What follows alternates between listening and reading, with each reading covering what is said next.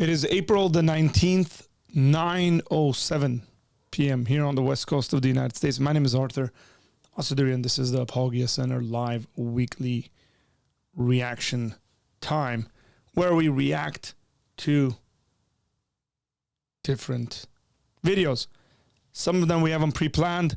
Some of them are recommended by you guys. So hopefully we'll get into that and see what your recommendations are today. But welcome. I hope you're doing well. This is a late night broadcast. The assumption there is that you don't have children around you, because some of the videos that we actually respond to are videos in which there's some words that aren't savory, I guess. They are not meant for the younger crowd, the younger audience. I mean, most of the topics we speak about are actually, I wouldn't necessarily say are good age-appropriate stuff to younger generation. Not that they're like obviously overtly think, but some of the examples we give, we got to be very, I mean, I don't want to not give those examples, because when you have serious adult conversations, you got to give those examples.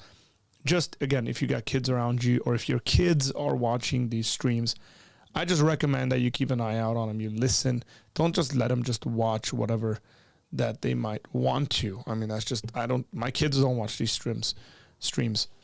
So yeah, sorry for starting a bit late, because I had to update my software. I hadn't turned it on since Monday. I had to update my software, then I had to update my Stream Deck, then I had to reorganize my Stream Deck. So it was sort of messy. If you follow me on Instagram, you would have probably seen a bunch of posts from yesterday, and some people left comments saying, "Hey, where are you?" Or personally got in touch with me. Sorry, I forgot, I guess, to tell you guys that I wasn't going to be streaming on Tuesday, because we had a event or a day out with our children planned. My brother, myself, his family, and my family, for their birthdays. So we took them to Disneyland. So we had a day at Disneyland yesterday. It was fun. I'm not a big fan of Disneyland. It's just too childish, I guess, for me. But yesterday I had fun, partly because of the Star Wars rides that are there. Because I like Star Wars. I enjoy it. It was fun.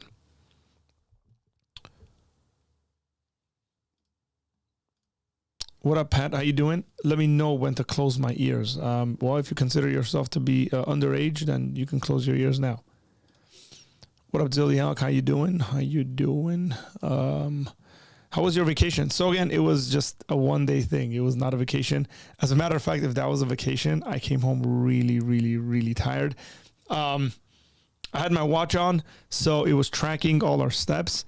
And when I got home, it said that we had walked 8 miles yesterday.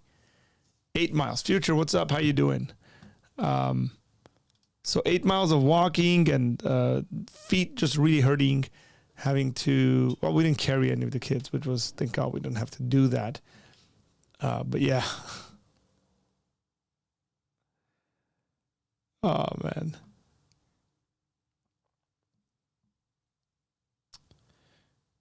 But it was fun.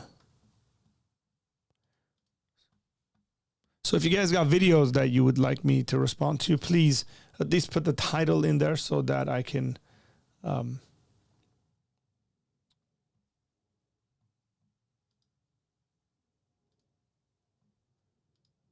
pull that up, and then we'll jump into it. By the way, I'm working on getting tomorrow's guest. Some changes were needed to be done, and I'm hoping whoever I reached out to says yes, because it would be very timely in regards to this upcoming week. Or Monday is April the 24th, which is the Remembrance Day for the Armenian Genocide. So I'm really hoping he says yes and is open and free, because I reached out to him very, very last minute. If not, then we will just have a live Q&A.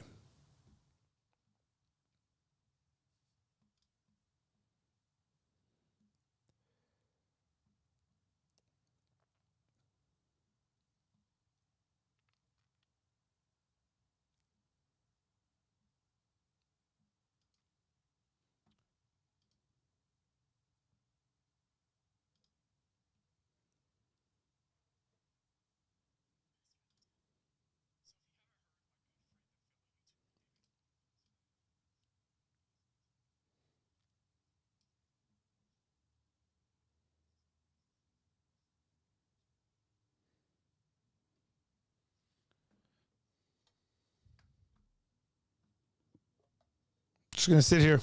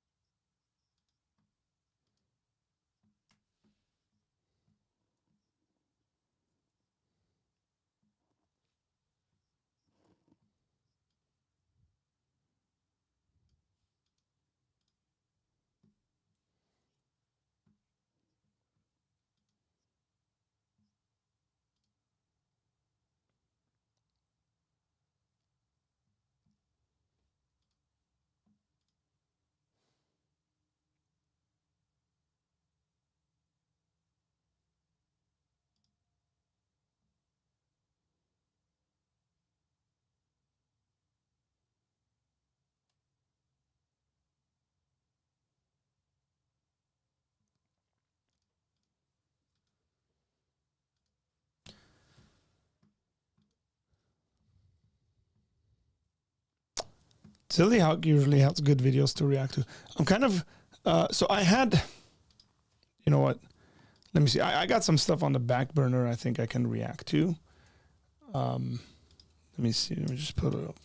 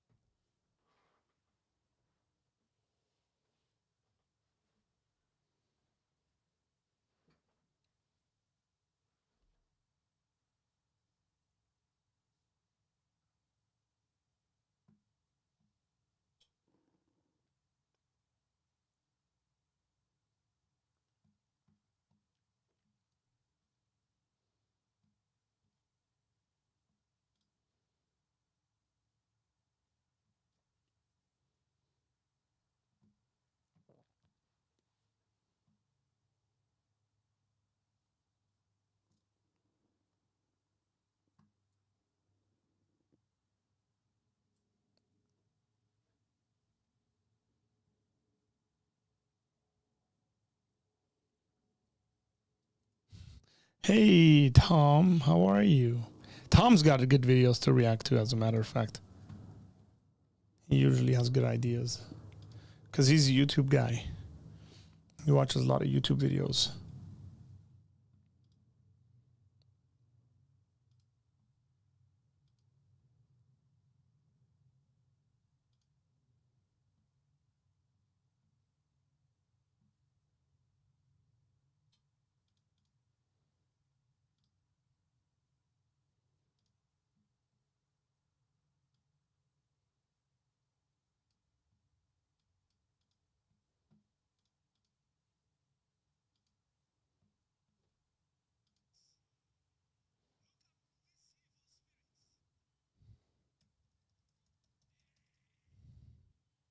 What up, Pat?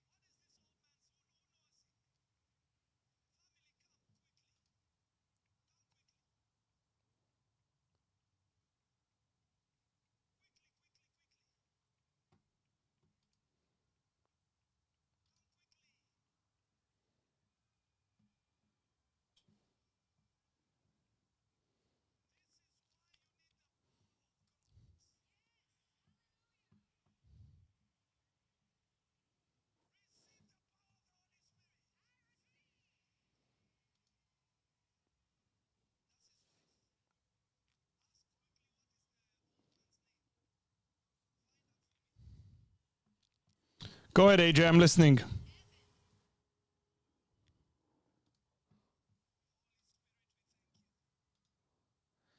Has Pisabi ever given any reaction video recommendations? No. Yeah, he might have really interesting ones, but no, he hasn't given anything. AJ, just give me the title of that video and then we can check it out.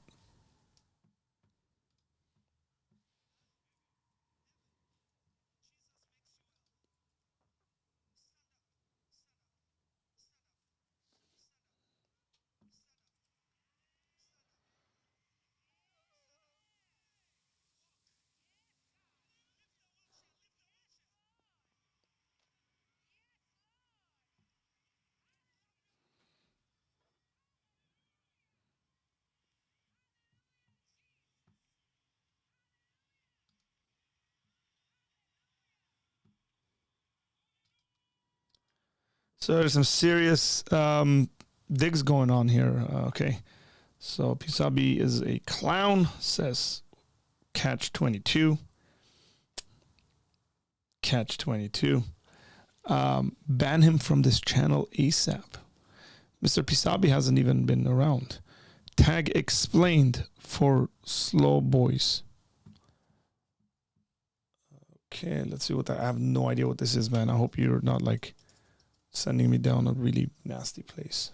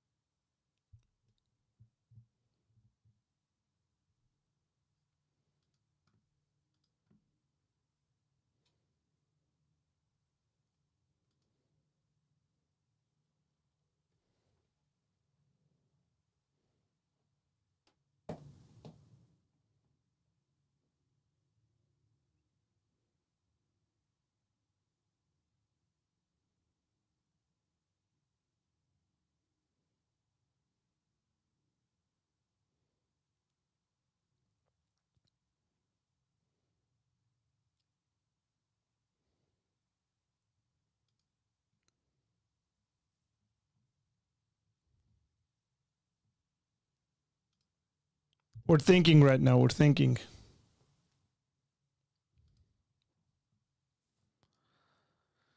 AJ, let's hang on to this for a little bit. I want to, maybe it's just me and my mood right now, but I'd like to maybe react to something a little more extravagant, out there, crazy sort of stuff. This guy seems way too like reasonable. I mean, I would just sit there and agree with him. He's breaking stuff down.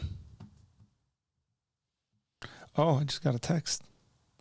Yeah, because I have it on silent, so if you text me, I'm not going to see it. Oh, yeah. This looks kind of crazy.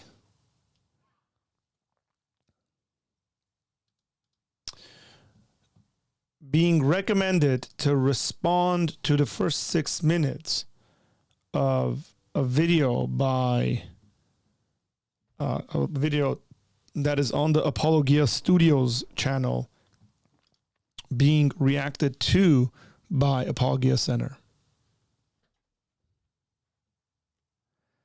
So Tom wants us to respond to the first 6 minutes of this. Okay.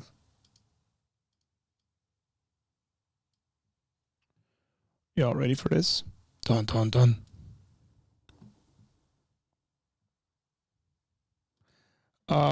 Let's do 6 minutes into this, and then we'll jump into the. I haven't seen this, by the way. I haven't seen Cosmic Skeptics conversation with Bill Craig, but that's not a bad idea. Let's go, ladies and gentlemen. Let us go. Oh. My system audio's not on.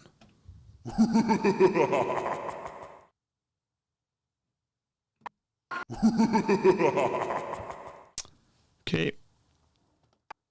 Here we go. So, I don't know what this video is about. Warning, Salt Lake Showdown. We are reacting to this video by Apologia Studios in Salt Lake City.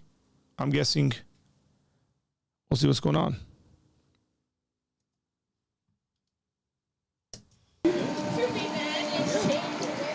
They're going to do what they're going to do. They don't need you wagging your fingers at them. So tell that to the slave owners. Tell that to those at Auschwitz, right? Okay, what does would you have to do with this? Well, it's the oppression of other human beings. It's the slaughter of other human beings. Okay, people love. Would you be upset with, say, Bonhoeffer, who was speaking out against the Nazis? Just let them do what they want, right? No, absolutely not, because that. But you've decided that these humans don't matter. Genocide.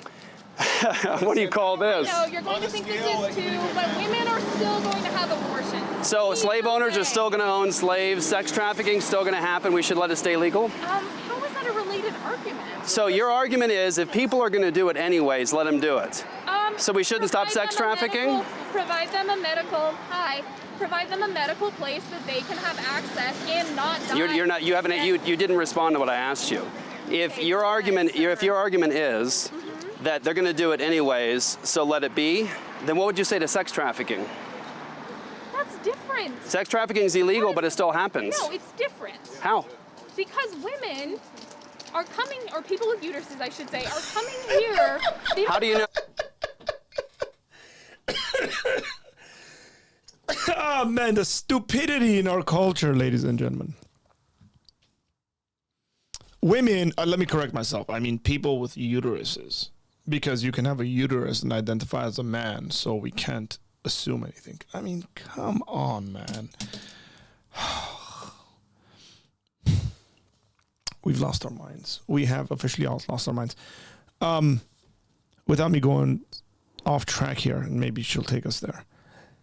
They will do it anyways. I mean, Jeff Durbin's doing a good job saying, hey, if they're going to do it anyways, let them, own slaves and stuff like that. I would have maybe taken a different approach, try to educate this woman in the sense that what we're talking about, the underlying assumptions aren't the same. So he thinks clearly, and so do I, that having an abortion is the murder or the killing of an innocent human being. She doesn't think that. That's why she keeps going back to they should just have access to this. They're going to do it anyways. I mean, I would have just said, well, people murder anyways, people steal anyways, but we still have laws against those things. But it's going to take us still one step below that, where the underlying assumption that this is a wrong thing isn't agreed upon. Right? So they're having a conversation on the surface level where the underlying assumptions aren't agreed upon.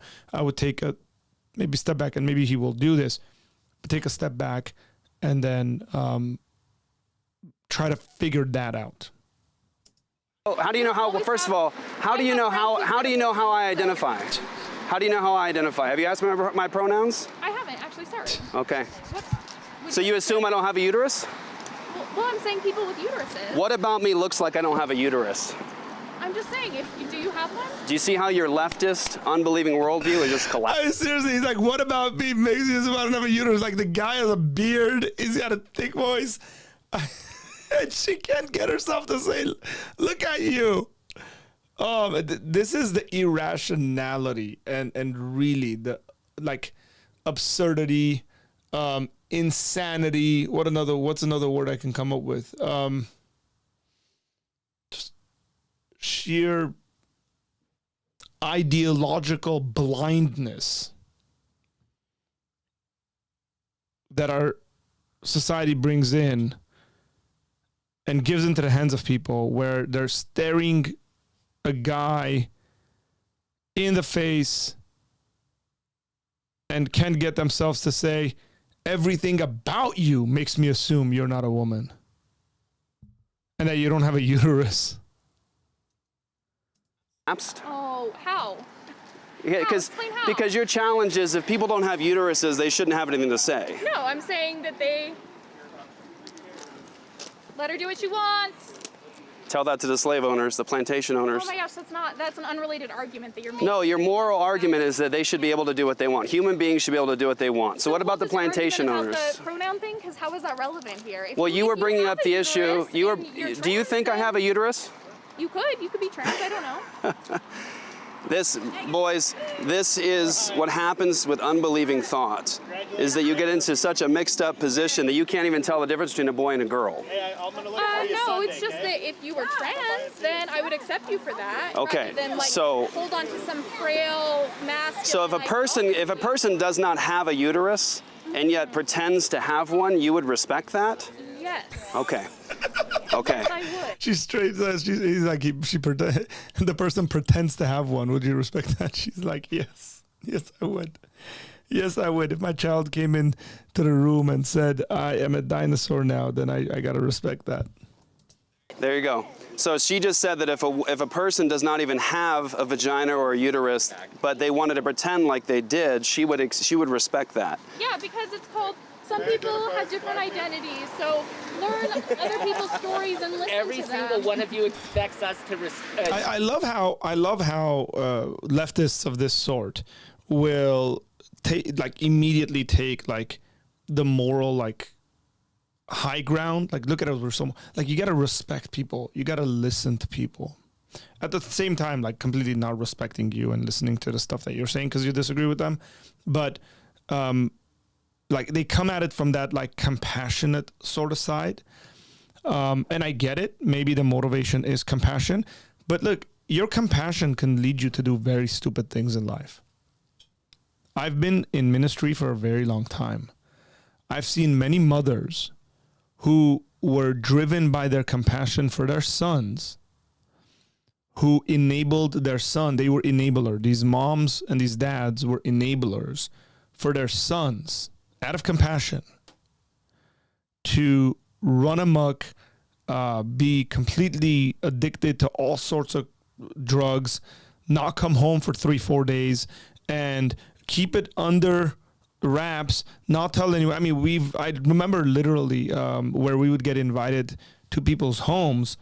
This is a number of years ago, where the mom would say, we don't see our son 3-4 days at a time because he's some motel room on whatever drug he's on, and he shows up and sleeps for 72 hours and then he's gone again. But don't tell anyone. And then we were you need to kick your son out. He cannot stay in this house. The first thing you need to do is lay down the law. They need to be gone. But out of the compassion of the heart, what they were doing was harming their son. This is the same sort of stuff, guys. It's this sort of compassion, right? Confused compassion, you could say. Respect your identity as a motherfucking Christian. Whoa. Every single one of you does. So how very dare I don't ask you. No. Respect is earned. Respect is earned. Stand out here and you call people murderers. Would you mind if I responded? Would you mind if I responded? Respect is earned. You made a claim. I'm just responding to you.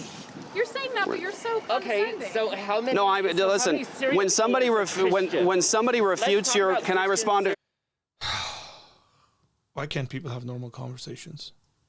Can you respect the woman? She spoke. Can you respect? Can you respect? Okay. Jeff Durbin, you're throwing fuel on fire, my friend. Don't do it. Oh, what just happened?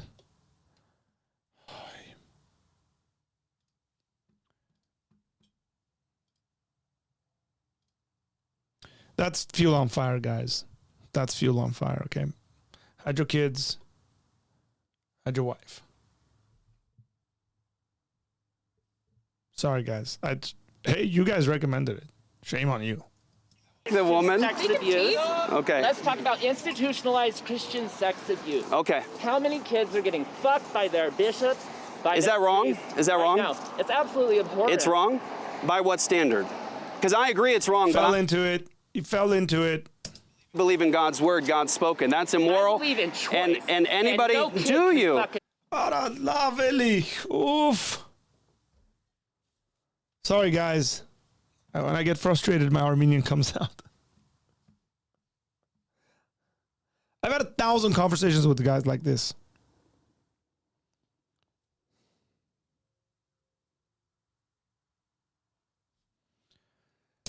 So the pedophile is choosing to rape the child. You believe in choice.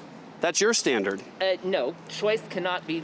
This kid right here cannot choose whether or not a 40-year-old man has the right to. And these children can't choose whether they're being slaughtered. You just refuted yourself. If this child is too young, didn't believe in abortions, how come so many second trimester abortions? you're going to have to stay on one argument at a time. That's a classic case of what's called a steamroller, ladies and gentlemen, in the tactics book by Greg Kokel. If you haven't read it, you should probably buy it and read it. This individual, and Jeff Durbin is doing a really good job saying, hey, let's address one point at a time. By what standard? Sir. By what standard I don't have are you making He any was very condescending with a sir. sexual ethical this is claims? what I mean when I say you come down here and demand respect. And No, I don't demand any respect. Oh, No. yeah, except no. you're telling me to live by your No. fucking rules. No, I'm He's saying, got- I'm saying, By the way, saying notice how God. the guy doesn't care. He's just cussing up a storm in front of kids. Did you notice that? That there's kids around. He doesn't care. MFer, F in, this and that, you know? He also has a hole in his pants. You own the motherfucking God state, created the and world, so you don't want to have a dialogue. You don't want to have a You dialogue. say that you want What respect, you but have don't is even not a respect dialogue. people, then So what let's- you have let's is try. dictator. Dude, Let's why try are you it. guys having me You make- respond you- to this? This is driving me, like, I'm going to have stress. You guys just do this stuff so I can get all riled up, man.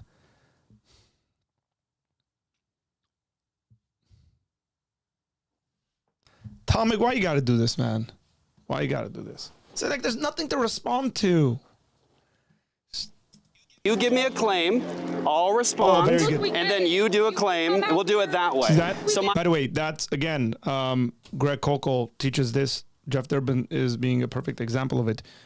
Hey, here are the rules of engagement. You say something, I'll respond. Then, we go back and forth because that's called having a civil conversation.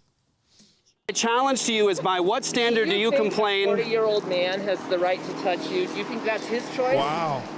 Do you think you're old enough to choose to let a 40-year-old man touch you? Aha. It's random ads. I'm getting this removed. I am so excited to be partnering with Removery to get this. Removery. I guess removes tattoos. Well, whether or not it's wrong, so. It's a question of whether it's You're old wrong. enough to get in a car and drive it? No. Sir, you're acting like a child has rights I mean, why does and it should be matter? protected. Why does it matter? But you are not protecting all the children being slaughtered through Because this they're not organization. fucking children yet, Okay, dude. so let me ask you a question. Oh, that's where now we just got to the point, right? Because they're not children. They're not people. That's what the conversation's about.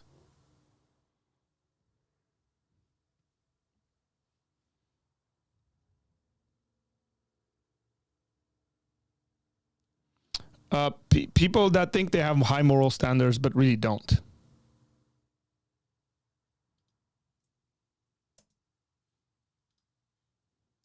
Let me ask you a question. Use your words. So what's They're not children yet. in the womb biologically? Are you anti-cancer? No, I actually, Are you sir, protesting you're going to have to chemotherapy? stay on one train of thought. No, you I made a claim don't, about what's in the bitch. I womb. don't have to- I Okay, don't so have to what's live in the by your womb? rules. What's in the womb biologically? Do you believe in chemo? Can you answer that question? What's in the womb biologically? It's a cluster of cells. Do you believe in You're a cluster of chemotherapy? cells. You're a cluster of what cells? Do you believe Human in cells. chemotherapy? So what's in the I'm a womb cluster is of human. tax-paying cells, You're a motherfucker, cluster of human unlike cells. your church. Okay, human So cells. don't even try me there. Right, because there's a Why is separation this of guy church. like trying to overdo his feminine stuff? Like, he's a very aggressive male trying to be very feminine at the same time. The finger snapping is just hilarious to me, by the way. I don't know where that got into the LGTV community. the finger snapping, like that kind of thing, like where the guys in that community like to do that. That'd be a very interesting research project for someone getting a PhD, like. Church and state. wouldn't even There's a have- separation of church You and would state. not even have this concrete to stand on if it wasn't for me. So, For you? taxes. So yes, Everyone that pays sales taxes pays for these things. that's exactly what I So we just all said. do that. So congratulations, you're wrong.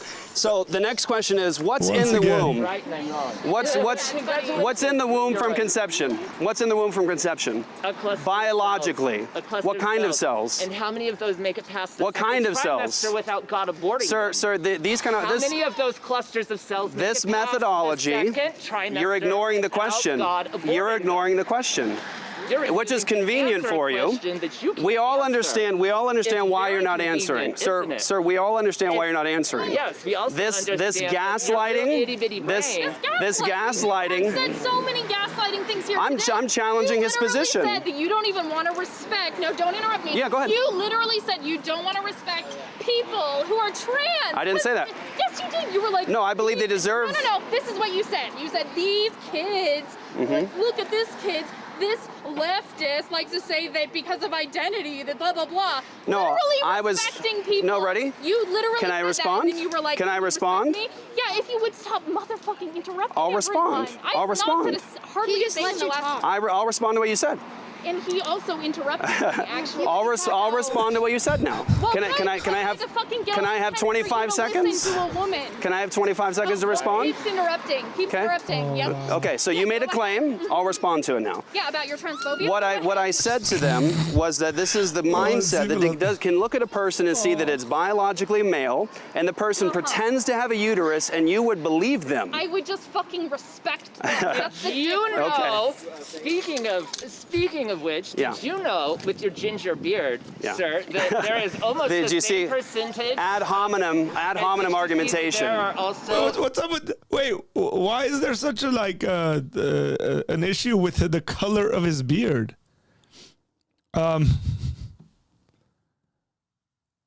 You with your ginger beard. That's just what?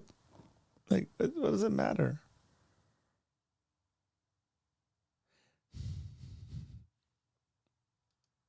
this almost the exact same percentage of redheads as there are kids who are born intersex, male and female. That is a makes sense. fiction. Okay, and then what? That is a fiction. What is That is a fiction? pure fiction, sir. Pure fiction. And also it's a category. It's a You're category telling error. me I've never met It's a somebody category. I've It's a met. category You're error. literally telling me I've never met somebody I actually know. I know intersex people. So they do exist. But you made a claim about red hair and intersex. Yeah, it's yeah, about 1%. it's fiction. It's about 1% of the population. It's a fiction. Yeah. So my challenge to you, going back to what you were saying, Because I know how you religious folks like this what's in the, you're very religious, sir. What's in the womb from conception is human biologically. It's irrefutable. You know, a tumor is human too. No, a human. Yeah, when So- you have cancer No. in your balls. So what's it's a human, in the womb? What's in the womb from and it's conception? cancerous. Let's talk Do science. you believe Let's talk in science. treating a tumor with medicine? Is what I want to know. If Tumors- your testicles tumors- start to swell, or probably tumors your prostate are if you a- stick up your ass. tumors If are a your part prostate of- starts to swell, are you going to go get chemotherapy, or are you going to let that group of tumors determine the course of your life? You want me to answer now? Yeah. Okay. Are you So you're going to making get you're making the Are same you kind going of. to get chemotherapy when your prostate Sir, tumor? I asked you if I could dictates the course of your respond. life? You can respond if you answer Wow. that I'm trying. question. You guys, this is just wow, man. You guys ever been in a conversation with people like this? I don't know whether people like. Well, I do know. I mean, I'm just like, how can you be friends with this guy? Like, forget all the stuff, right? All the conversation. Like, how can you be friends with this person? Like, if every time I get in a conversation with someone and this is the way they act, like, I just stop being friends with them. Because that's just, like, it's annoying. You know, like, you can only have so much of it for them to act like this. So you kind of go, yeah, not really interested in that. I don't know. Might be my age, by the way. and I've told you guys this before, the older I'm getting, the less I like commotion and noise, and just like people like this who are just like, it's like, bro, just stay quiet for a minute and listen. We're at 9 minutes. And this guy's been interrupting and just saying stuff for the past 5. Can you Answer that can you question. stop for a moment, long enough to hear what's being Take a deep said? breath, man. Answer that question. Do you want me to answer? Answer that question. I'm doing it. No, you're will not. Will you stay silent enough Answer to that allow for the Am I questions gonna just let answer you to come? sit around and just like? So you're not sit on interested me in until talking. You answer? You're not interested in talking. You know, Okay, your worldview is bankrupt. You can't sustain any kind of cross-examination unless you can. Speaking of bankrupt, Would you like me? not your churches, even though they should be with all the child abuse. Sir, you don't have a standard to live. You don't have an absolute standard to live by. You don't have an absolute standard to appeal to. I imagine you're an atheist, correct? Are you an atheist? Are you an atheist? Can we at least have one answer to a question I give? No. Are you an agnostic? You told me, you just spent 20 minutes Yeah, telling me you were going to answer my change it. question. I wouldn't change shut it. the But you- fuck- I wouldn't change it. I wouldn't change the subject. I think this direction that Jeff's going in is, I know what he's trying to do. I just wouldn't do it because now he's changing the subject, and he shouldn't. He's got them. He should just keep pushing the point on the abortion issue. The comments have already been made about abortion, about gender, about equality. Now he's taking it to like atheism and stuff like that. I think there'd be better ways of dealing with stuff like this. Up, so I shut we the have fuck up. witnesses here. Would he allow me to answer the question? You didn't. There's numerous witnesses. They did stop. I'm a witness. Okay, too. so can I? Would you like me Your little- to? Would you like me to answer the one question you asked about tumor? Yeah, are Okay. you going to get your So you engaged in Yes, what you in are. a logic course would be called a category error, and comparing So a. that's not an answer. Sir, I'm trying to That's answer. not an answer. I'm trying to answer. No, But see, what you're trying listen, to do sir. is invalidate my question. No, so you don't your have the question fucking is answer. illogical, and I'm going to See, show you that's how. what I said. You're So trying to I know, invalidate sir, my that you're question from the because you TikTok can't generation that fucking doesn't allow for answer. more than 10 seconds to answer. Unnecessary, Jeff. Unnecessary. Probably an ad hominem. It's unnecessary. I don't have to. So, you don't get to fucking tell The me what to category. do. I'm not touching you. He's mansplaining. You're the one calling Sir. people murderers. Because it is murder. Maybe if you don't use Because it is murder. language, Sir, you're a hypocrite. Sir, you're a hypocrite. You're a hypocrite. You just sat here for the last 10 minutes calling me names, inflammatory language. I know you don't. I don't need your approval. Would you like me to continue answering?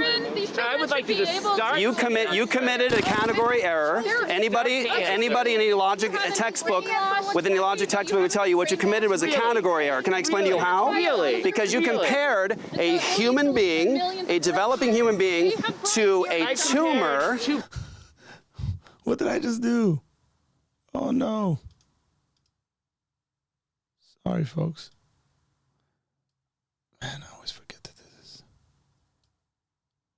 He's like, you committed a category error. He's like, really? Really? Look, man, if you're taking my class, you get an F. Like, you're being told. Man, we're way past 6 minutes. We're at 11 minutes. To a tumor. can't Two stop. different things. Two biological Two clocks different themselves. things. Okay, Sir, you're a. I can't. Guys, I'm sorry. This is like, there's no conversation there. I think Jeff just should be like, sorry. I don't want to accuse Apologia Studios for I get it makes for very, very good videos. And I know I've been on the streets where you just engage people like this because I've done it.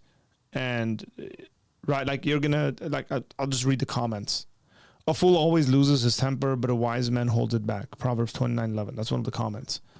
As I watched this, I realized how extremely important it was for Jeff's witness here to keep calm so that he could say, I never insulted you once, and I never wagged my finger at you while these people are insulting him. How powerful was it? Great.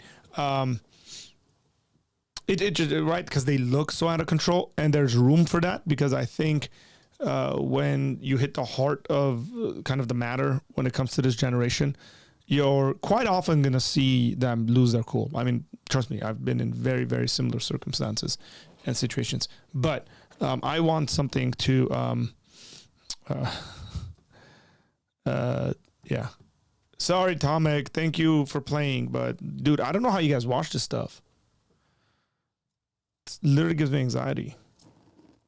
Like, what's the point? I mean, it's there's a value to it in the sense that you can learn how to engage people like this. I think Jeff's doing a pretty good job, with the exception of him, I think, making the TikTok comment or, but again, I've made comments like that. Again, those are the conversations I replay in my mind, and I go, I probably shouldn't have said that.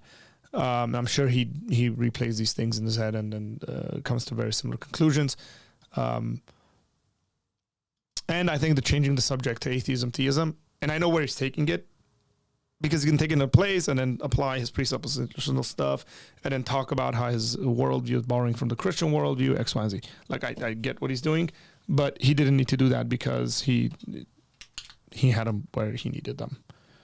It's unnecessary.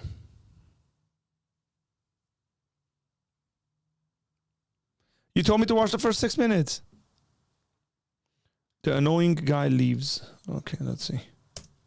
That myself. Actually have more. Can we shouldn't be yourselves? Either way, and so have you. Actually, No. How you're actually taking care of women. Understand how much. Okay, what if we compared woman and letters? If we compared life, Sure. if we compared resumes, Sorry, honey.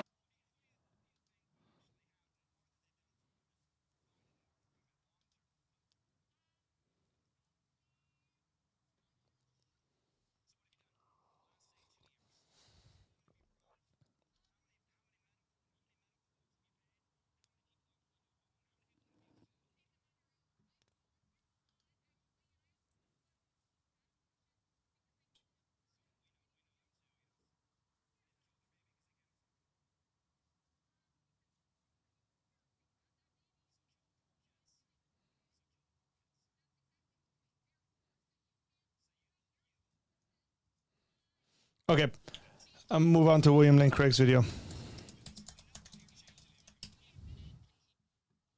Hey, Jason, I sent you an email. Please respond to my email.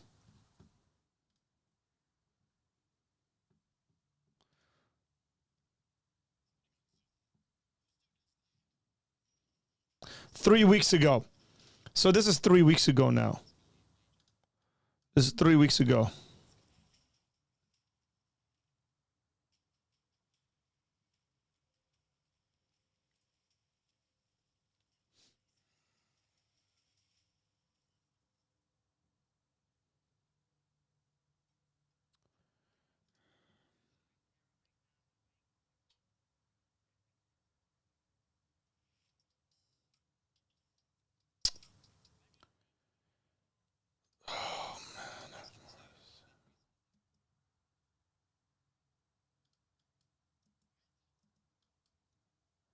Okay, we're going to fast forward, not fast forward, we're going to speed this up to 1.25. We're going to jump into this. This is William Lane Craig, Cosmic Skeptic, who I think is probably the kindest, most open-hearted and minded, rational thinker in the atheist space that at least I'm aware of. I really like this guy. I've seen him correct stuff he said in the past. I appreciate that stuff. So, and he's studying stuff that he doesn't agree with, and then realizing, certain things. So yeah. Uh-oh, ladies and gentlemen.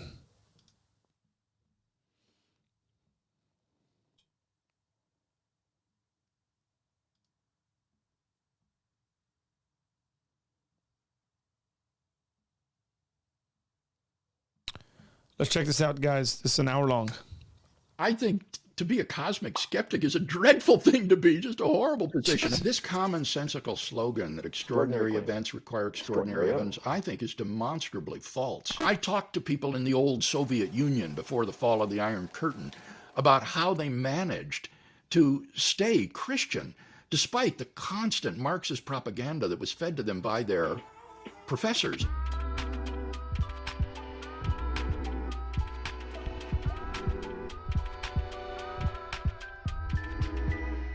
Welcome to Within Reason. My name is Alex O'Connor, and Within Reason is a weekly podcast bringing you long-form conversations with interesting British guests accents always every help. single Sunday. Since Within Reason is still a relatively new podcast, it would be a great help to me if you could find us on Spotify or Apple Podcasts and subscribe and give us a rating. By the way, I should say that you can find the Apologia Center on Apple Podcast, Spotify, and anywhere else you listen to podcasts. Spotify, you get the video podcast, by the way. And now, if you're watching all the interviews on YouTube, these specifically my podcasts are the YouTube interviews I do with scholars. I don't post anything else except those interviews. So if you're interested in that and you want to listen to it as you're driving or something like that, you can definitely listen to it on Spotify and everywhere else where you get your podcast. Thanks, Alex. I appreciate it. Really helps to push the podcast even further. And if you like the podcast, it would mean the world to me if you would consider supporting it financially by going to support.withinreasonpodcast.com. This will take you to my Patreon page, which will allow you to contribute monetarily towards the upkeep of this podcast, and really is one of the biggest ways to help this podcast and this YouTube channel to grow. Financial supporters of Within Reason will, wherever possible, receive early access. Well, thanks, Alex. Ladies and gentlemen, if you also want to support us on Patreon, you can. You can go to patreon.com/Apologia Center and support the work that we're doing, and you'll get a bunch of perks through that. Podcast let's episodes fast a few forward days here. before they go live to the rest of the world. Like what I'm doing, then it would mean a lot to me if you would consider signing up. My guest today is Dr. William Lane Craig. Dr. Craig is a professor at Houston Baptist University and Biola University, and perhaps the world's most prominent Christian writer, apologist, and philosopher. Dr. Craig is famed for his prolific philosophical output, as well as his high-profile debates with famous atheists such as Christopher Hitchens and Sam Harris, which really brought him to prominence in the new atheist sphere as a fierce debater and someone that you should perhaps be a little bit scared to go up against. You don't think that you would have said, boy, I was having a hallucination.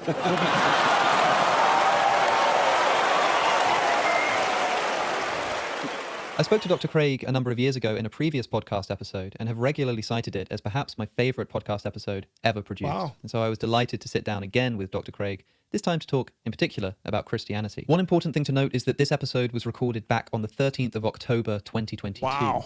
So if you're wondering why it is that Dr. Craig brings up the death of Queen Elizabeth, it's because it was still quite recent at the time of the recording. In this episode, you can expect to hear us discuss the difference between the USA and the UK in its approach to the separation of church and state, why it is that upon dreaming that I was in a plane crash, I was motivated to start praying, and the historical case for the resurrection of Jesus of Nazareth. And this episode of Within Reason is brought to you by Morning Brew. Morning Brew is a free email newsletter bringing you the latest in tech, finance, and business news straight to your inbox every single day, Monday through Alex Sunday. got some Many of us start our sponsorship mornings stuff going on. aimlessly scrolling on social media, trying to get our news from somewhere. I've certainly been known to do that myself. And traditional news media can be dry and dense and boring. Morning Brew offers a cleaner and quicker alternative, bringing you up to date in just 5 minutes right in your email inbox. I can really easily scroll through and read all of the information that's interesting to me.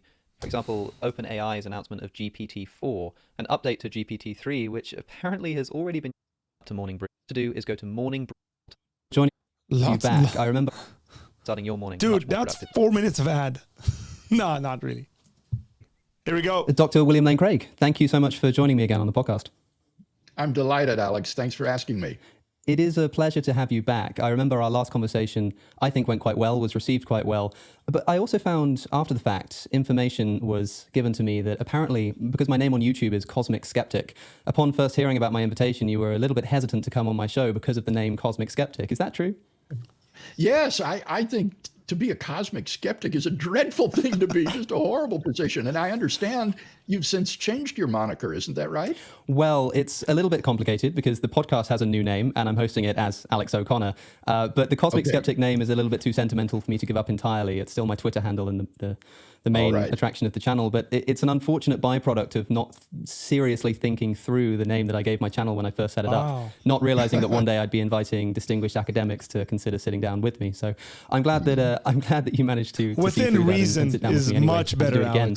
Alex. Well, certainly. And before we begin, Alex, I just want to say way better how really deeply sorry we were to hear of the passing of Queen Elizabeth. Our condolences go out to all of you folks throughout Great Britain and the Commonwealth. She was a marvelous woman, and lived a life Alex of is not a incredible big fan. service By the way, and- Alex is not a big fan of the monarchy. He thinks it's an outdated institution. He thinks it's got to go. I've watched his videos on the monarchy when Queen Elizabeth passed away, where he's like, it's the perfect time, man, get rid of this stuff. So I think Alex is like trying to, he's probably like, Dr. Craig, please stop. I don't like the monarchy. dedication to her people, and will be greatly missed. I'm quite happy to hear you say that, especially given that I made a video, which you may or may not know that I made a video very recently, being quite critical of the monarchy and the reaction to the Queen's death. So did you not see No, that? it wasn't. That's mere I coincidence. did not see it, but I'm something of an Anglophile, having studied in Britain and having roots in Britain, and so we were really grieved to hear of her passing and watched the funeral, and were very moved and inspired by the service of the church, and well as the interment, and then also just of her very bold and frank Christian testimony that she bore. She was a remarkable monarch. Yeah, the British monarchy is in a strange position of still being officially buttressed by a Christian faith, that is the faith of the Church of England in particular, which I find quite strange given that the majority of the United Kingdom have now thrown off that religion, unlike the United States, that the UK is kind of the polar opposite in that it is technically a religious state, but in practice very secular, unlike the United States, which is technically secular, but in practice very religion-oriented. I mean, do you... Yes, I think one of the healthiest things for the Christian church in our country has been the separation of church and state, that we do not have a state church. And what that means is that the church, in order to survive, must do so on its own strength without being propped up by the government. And it seems like across Europe, wherever you have a state church, it has suffered seriously and is in a state of decline. Whereas this separation of church and state that we have in the United States has been very, very bracing for the religious vitality of our nation. Well, yeah, one of the things that people don't realize is that the separation of church and state is as much supposed to serve the church as it is supposed to serve the state. The origin of Thomas Jefferson's wall of separation was in a letter wishing to protect the Danbury Baptists, I believe, from persecution by the government. And so it actually works the other way around to what a lot of people think it is. Now we hear talk of the separation of church and state as don't allow religion to meddle in government affairs, but it has its origins in an equal and opposite force, not allowing government to interfere in religious affairs too. Yes, that's absolutely right. We've got in this country both... I love how Craig gets happy for Alex knowing, like you can see the joy on his face for seeing Alex know his stuff. The Establishment Clause and the Free Exercise Clause. And this guarantees not only that religion doesn't interfere in the government, but that the government cannot infringe upon the free exercise of religion in this country. And that is a precious right, which is often under duress and needs to be defended, but is extremely important. I think you're quite right about that. Yeah, but this is something that's been eroded potentially in more recent years. And by more recent years, I mean the recent history of the United States. Since the 20th century, the printing of "In God We Trust" onto the currency seems a little bit strange for a secular a nation whose original motto was "E pluribus unum." Putting reference to God in the Pledge of Allegiance, things like this. I wonder, as a Christian yourself, who will doubtless celebrate the values that are being instilled into these institutions, are you nonetheless hesitant to see them officially embossed in this way in what should otherwise be a secular nation? That's a very interesting question, because I must admit to feeling a degree of discomfort about those very things, because the way in which they're justified is that this kind of civil religion is so general and so innocuous that it becomes virtually meaningless and therefore is not intended to establish religious faith. And to me, securing that kind of expression at the expense of meaninglessness and inconsequentialness is a high price to pay. So I do feel somewhat uncomfortable about that. I would rather have these phrases be imbued with deep, significant meaning and excluded than included at the price of triviality. That's right. Yes, well, I see this problem happening all the time. I remember, for example, in my Catholic upbringing, being forced to recite the Our Father and the Hail Mary, goodness knows how many times per day. And it got to the point where it's as though the words didn't mean anything to me anymore, because I was reciting them as if a poem or something, rather than really reflecting on every single word.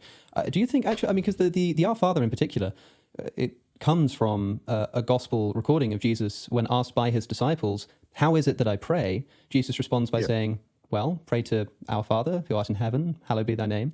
And these are where the words come from. Do you think that the Our Father is supposed to be recited in maybe a word for word or at least statement for statement fashion? Or do you think that that was more an intention of generally how someone should approach prayer? The latter. I think it was supposed to be a schema that you would follow in your praying. You would first honor God and his name, and then you would pray for your daily needs. And this wouldn't simply be provision of food, but for other needs, and then for the advent of God's kingdom. It seems to me that this is sort of a general schema that we as Christians can follow in our prayers, but not to be something that is said by rote memorization. Yes, I remember that one time, and psychoanalyze this as much as you like, but I had a dream that I was dying in a plane crash, and it kind of confirmed this no atheists in foxholes narrative, and that when I was in this plane crash in my dream, one of my first instincts was to say an Our Father, to think, look, just in case, let's see what we can do here. Yeah.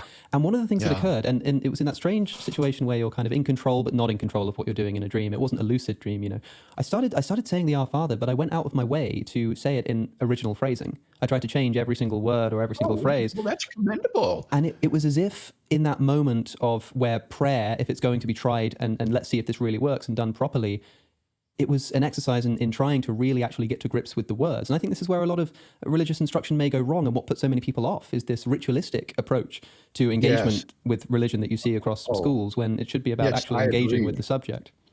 Yes, and what you did in your dream was you made that your own by putting it in your own words instead of just a ritualistic recitation. You made it a genuine prayer in that sense. I think that is cool. Yeah, and that's the first time I've mentioned that story publicly, and I do wonder what the religious online will make of it, because they'll probably want to read into it a bit. I must say that I think it's a little bit weak and potentially self-defeating for people to say, aha, see, in your moments of despair, you turn to God. It's as if saying, because he is a grandpa. He can't convince you with reason and argument and evidence, but I tell you what, when you're in your most desperate situation, then maybe you'll finally consider it. I don't know if that's as strong of an argument as it could be, just to preempt that response. Why is that but a I did find that bad interesting, thing, by the way? That was a response. As if, I don't like for me, I wouldn't beat atheists down over that.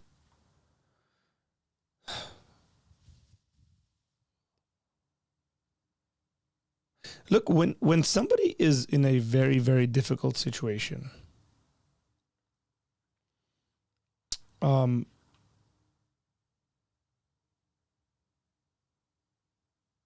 they have no way out, whatever the situation may be, I think it's reasonable to try to engage the divine or almighty or God, or whatever the thing is. And I don't think that's a weakness, guys. I really don't. I think it's just an acknowledgement. It could be that I'm just not in control, and I don't know what. Could there be something that is in control here? For Christians who beat people down over that, it's unnecessary. I don't think we should do that.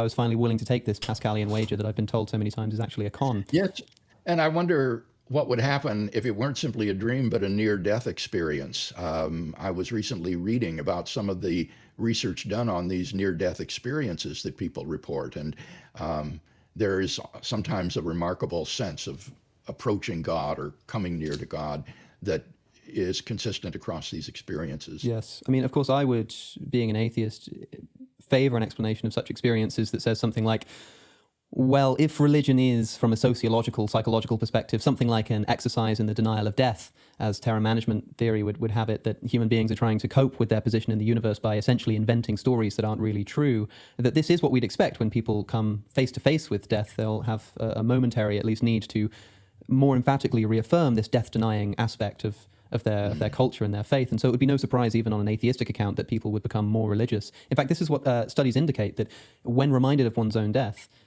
a person becomes more religious, and that's even true if they're an atheist. They become more religious nonetheless. And there's a religious and an atheist interpretation of why that might be.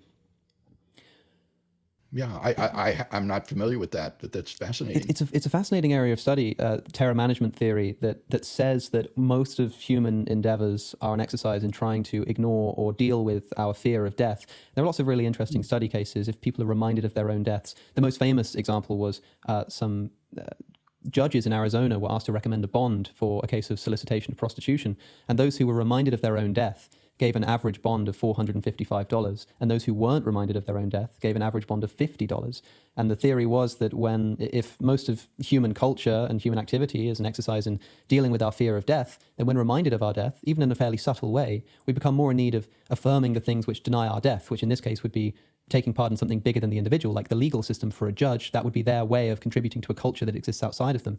And so religion is sometimes portrayed as the most obvious version of this by literally promising immortality. It's a way to escape from death. That would be my atheistic interpretation of what happened in that dreamy plane.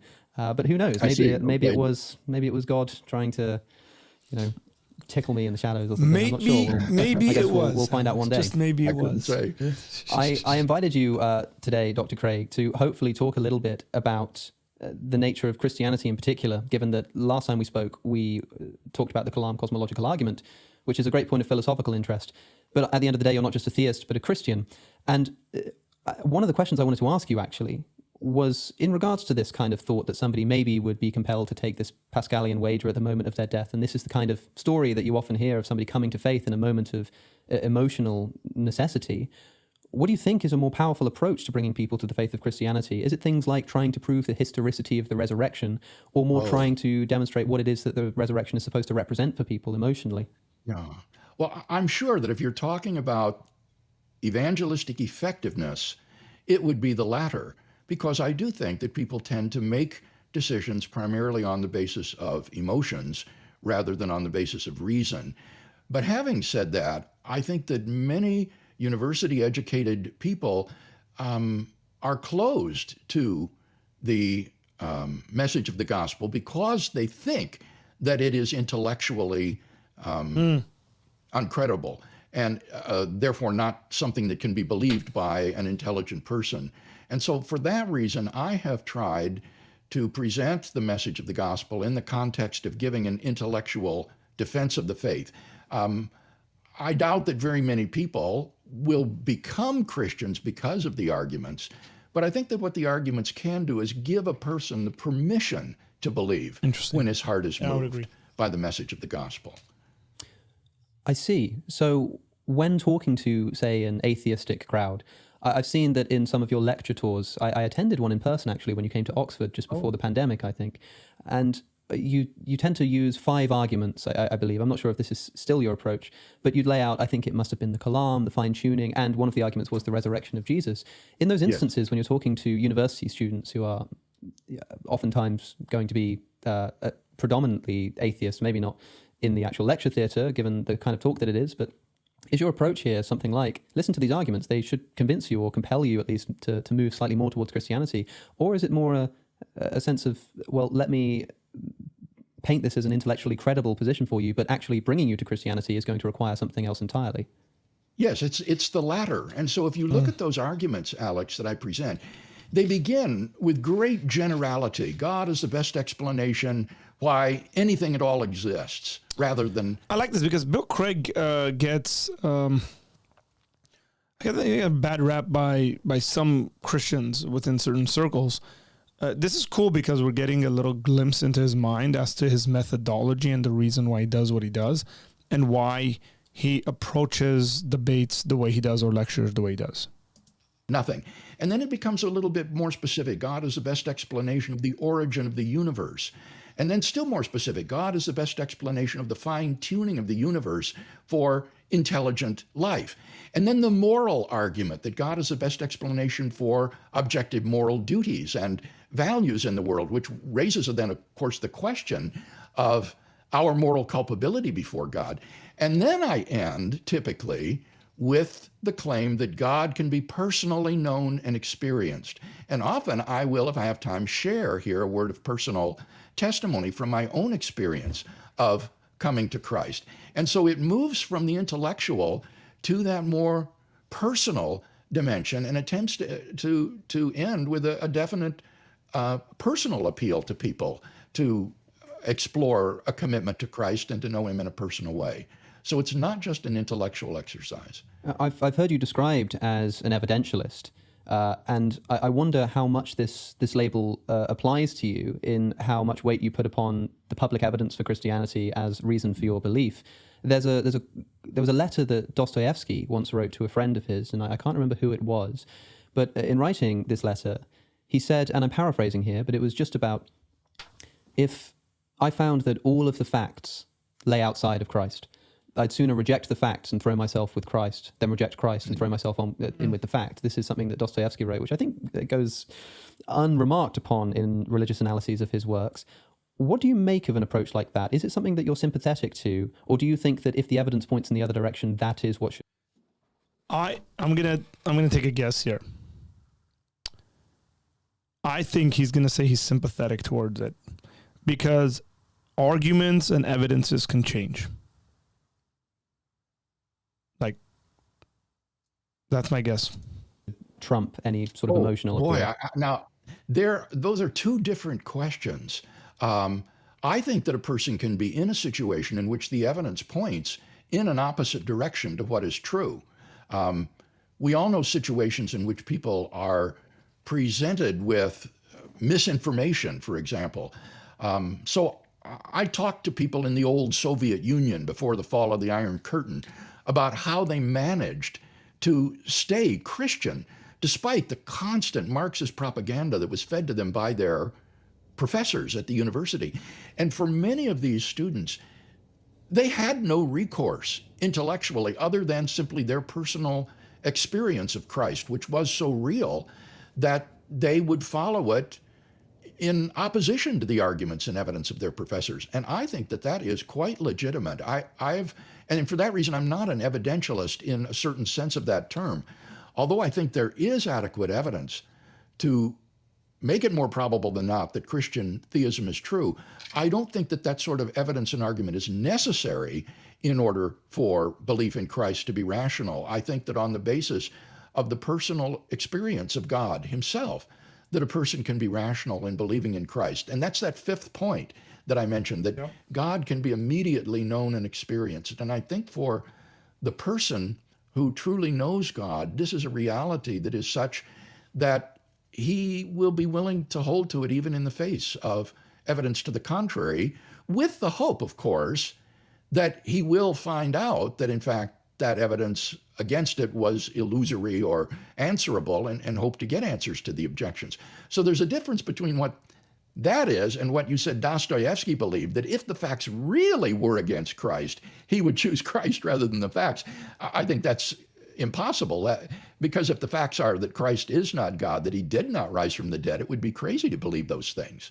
So we want our beliefs to be aligned with the truth, but in our historical situationness, sometimes people are in situations where they don't have adequate evidence to apprehend the truth. And there we can be thankful that God, through his Holy Spirit, has made an immediate knowledge of God accessible to them. So would you say something like, let's say, sufficient evidence, and by evidence I mean things like empirical evidence, analytical reasoning, as opposed to personal experience, might not be sufficient reason to engender a belief in God, but could potentially be a good reason to disbelieve? Let's say if there were evidence strictly to the contrary, if the bones of Jesus were discovered, for instance, to give a famous example, this would be the kind of thing, or I should form it as a question, would this be the kind of thing that would essentially just invalidate all of the religious experience that you may have had in your life, that you say sort of exists in a different evidential plane? But surely upon discovering the bones of Jesus, proving that he never rose from the dead and ascended into heaven, this would give you reason to essentially favor this evidence over the personal experience that you've had with God, such that that personal experience becomes invalidated? If the bones of Jesus were actually discovered, then the resurrection would be false and you should not believe in it. But I think that given the uncertainty inherent in archaeological discoveries, we're never going to have evidence that the actual bones of Jesus were found. I think the possibility would always be there to say this is probably not actually his tomb.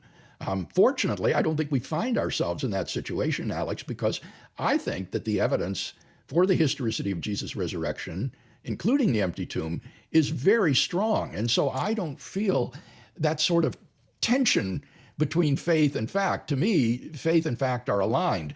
But I do realize that for certain people at certain times and places in history, the evidence and the truth can be out of sync with each other. And again, I refer back to my illustration of students in the old Soviet Union who had to persist in faith in spite of the evidence that they had from their professors and teachers.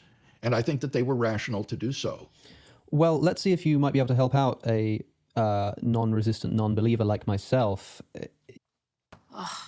Non-resistant non-believer. I like that, Alex.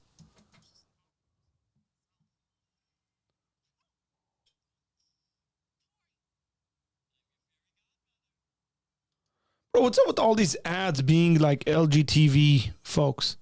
Like every ad's got some transgender person in it. It's just so annoying. Like it's unnecessary, man. Like some dude playing a fairy godmother. Like, stop.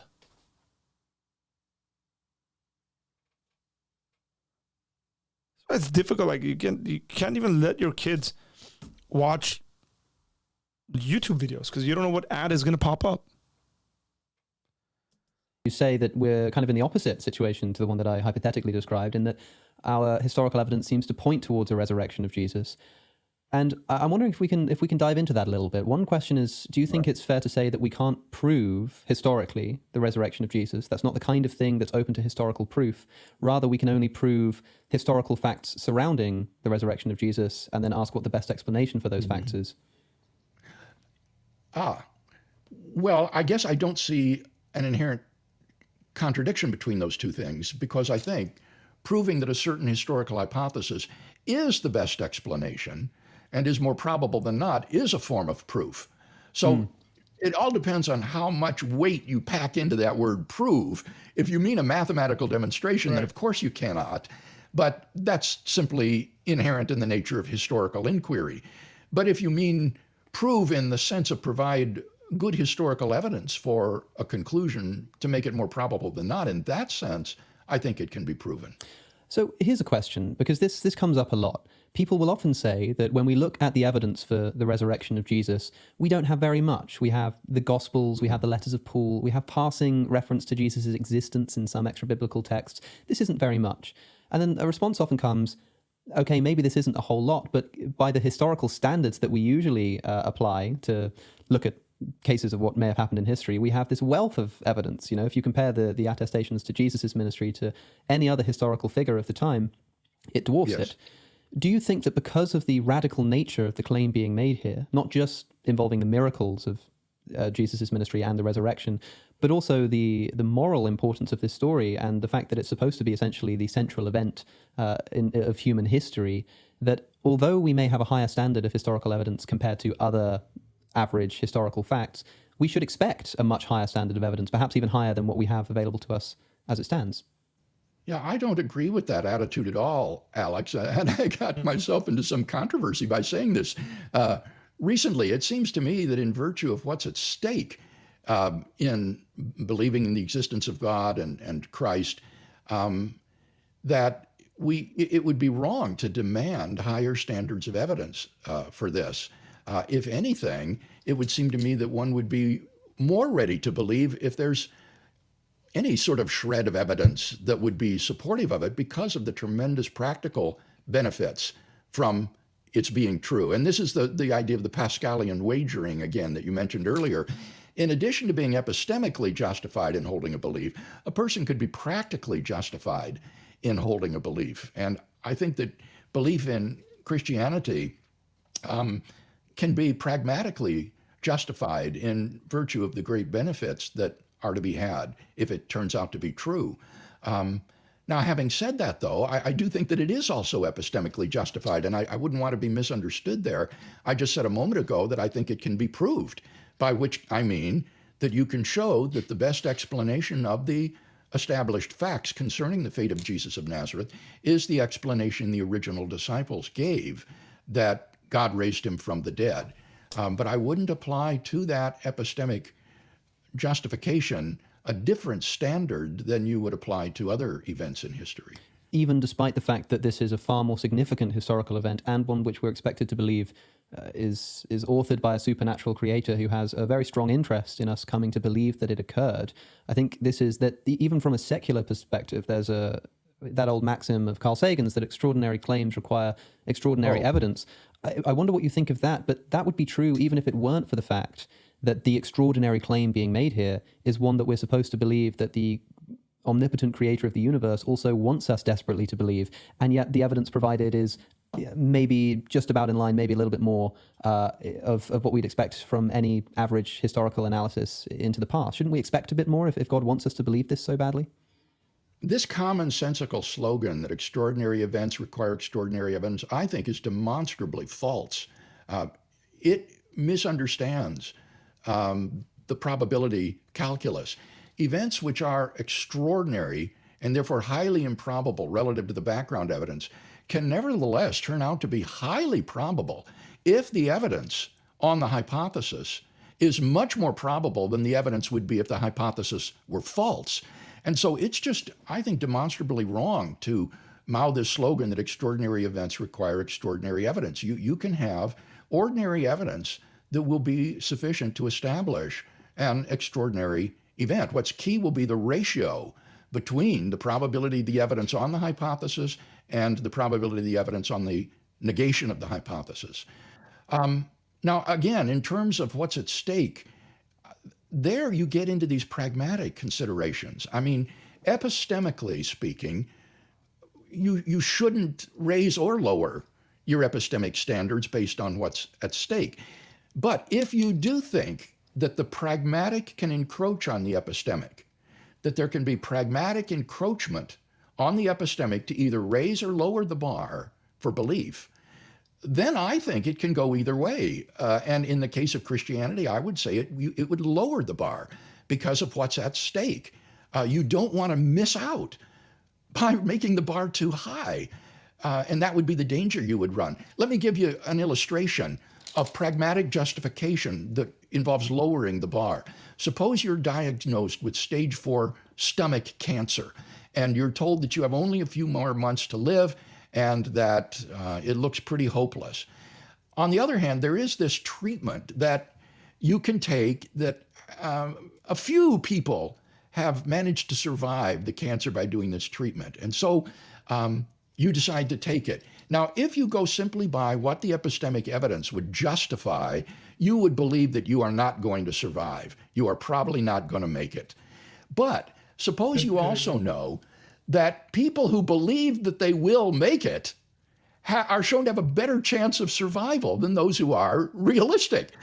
In that case, you would be pragmatically justified in believing that you're going to make it, because that will increase the chances that you actually will make it. So that would be a case where if you allow the pragmatic to encroach on the epistemic, it would serve to lower the bar to make you pragmatically justified in believing something that you're not epistemically justified in believing. But again, Alex, I want to emphasize, I think that Christianity is epistemically justified, and that the facts that establish the resurrection of Jesus, or that undergird it, I should say, are recognized by the wide majority of New Testament historians, and that when you compare the resurrection hypothesis to the alternative hypotheses, it exceeds those hypotheses in terms of meeting the standards for being the best explanation by head and shoulders. So this is all in one sense sort of academic. It's not the situation in which we actually find ourselves. Yeah, I mean, there's a lot that I want to say about this epistemic bar, but I'm also interested in shelving that to actually talk about some of this evidence.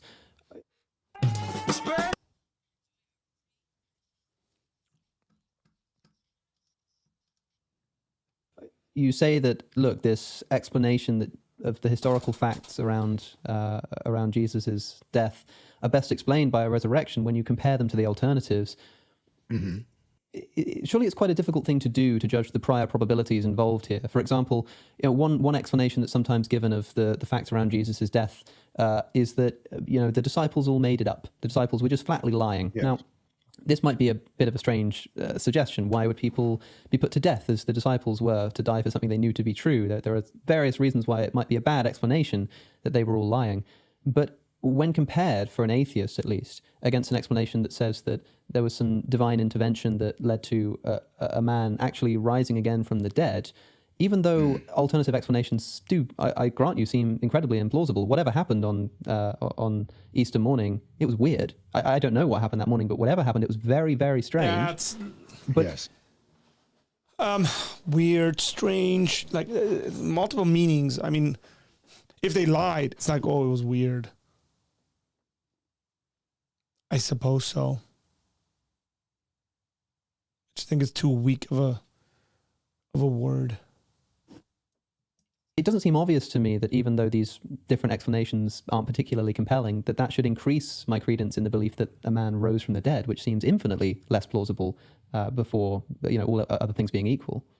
Yeah, I don't think that there is anything implausible about miracles if God exists. Correct. And so in presenting a case for Christianity, I don't lead with the evidence for the resurrection.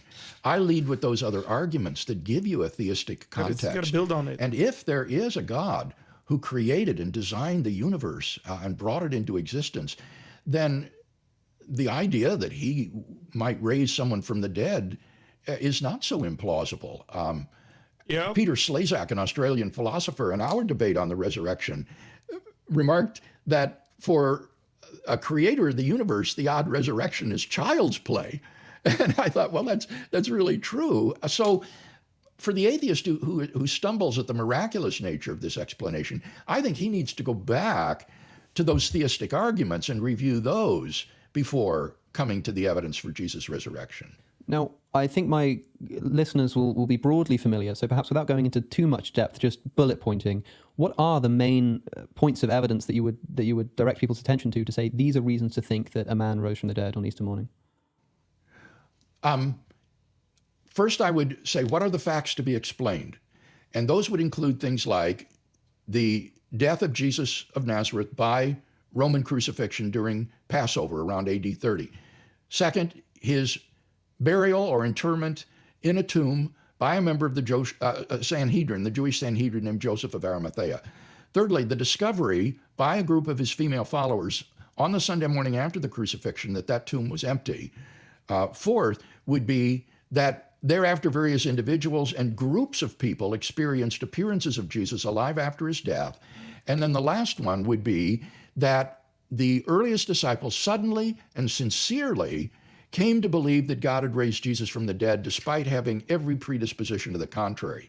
And then I would ask the question, if those are the facts of the case, and the wide majority of scholars agree with all five of those points, then the question is, how do you best explain them? And I can't think of a better explanation than the one that the original disciples gave. When you assess these explanations in terms of the standard criteria for being a good historical explanation, things like explanatory power, explanatory scope, plausibility, degree of ad hocness, consistency with other beliefs, and so on and so forth. Why could the disciples not have been making it up? Well, just take one of the facts, that they suddenly and sincerely came to believe that God had raised him from the dead, despite every predisposition to the contrary. You would have to say that that is, in fact, not a fact. So you would go back to whether or not that is true. And I think that the evidence is that these earliest followers of Jesus did sincerely believe the truth of the message that they proclaimed and were willing to die for. People don't die for a lie that they have themselves made up. And so I think that it's very, very plausible that these earliest disciples sincerely believed this.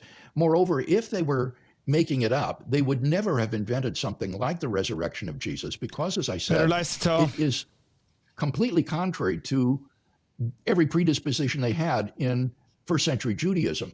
In Judaism, the resurrection was never of an isolated person within human history. It was always a general resurrection of all the righteous dead after the end of the world. So the original disciples, confronted with Jesus' crucifixion and death, would not have come to make up a lie about his rising from the dead.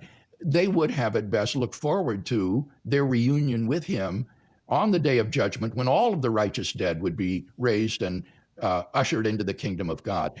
I think that those who hold to a conspiracy theory are looking at history through a rearview mirror.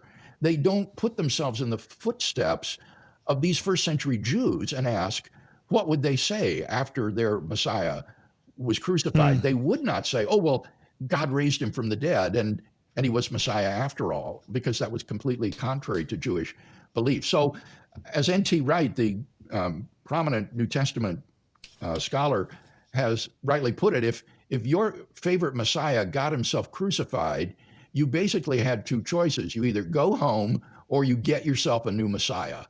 But it would have been completely un-Jewish to say that God raised him from the dead and he was the Messiah after all. So I think the conspiracy theory contradicts both the sincerity of the first disciples, as evident from their willingness to suffer and die for what they preached, as well as for the anachronistic nature of the hypothesis that they made up this belief. What evidence do we have about disciples being put to death for their beliefs? I know that in the Gospels themselves, or in the Bible, I believe only 2 disciples' deaths are recorded, one of which being the suicide of Judas, and the other being, rightly, as you say, James, due to somebody being a Christian. But I wonder, is there a conversation to be had, for instance, about whether... Do we know that had they recanted their belief, they would have been saved, for example? Because it may have gotten to a point where nothing they could have said would have saved them. And so even if they were making it up, it may have been too late and they go to death anyway. Right. I don't think there's any way to know. But what we do know, I think, from the evidence of the New Testament is that these earliest Christian believers were willing to suffer incredibly in attestation to the truth of what they proclaimed. And some of them, at least, did die, and others were willing to die. And so I think that the sincerity of really good question. Earliest Christians is pretty indisputable. I think that's a really good question that Alex just asked. So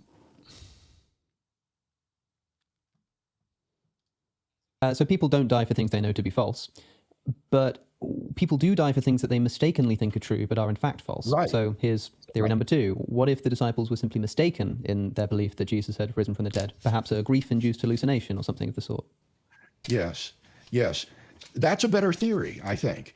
And unlike the conspiracy theory, the hallucination theory is one that still finds defenders today, whereas the conspiracy theory has been obsolete for well over 100 years.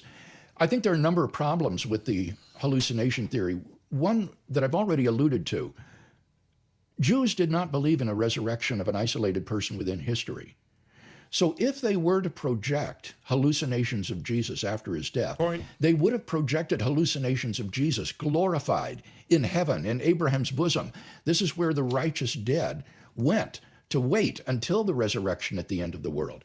But in that case, it wouldn't have led to belief in Jesus' resurrection, but rather belief in Jesus' assumption or translation into heaven. And in Jewish thinking, these are 2 very different categories. The assumption of a person is the snatching of that person out of the space-time world into heavenly realms, whereas a resurrection is the raising up of that dead person in the grave in the space-time universe to new life. And they proclaim not the assumption of Jesus, but the resurrection of Jesus. And therefore, I don't think hallucinations have the adequate explanatory power to account for the belief in the resurrection. Moreover, the hallucination hypothesis doesn't say anything to explain the historicity of the empty tomb.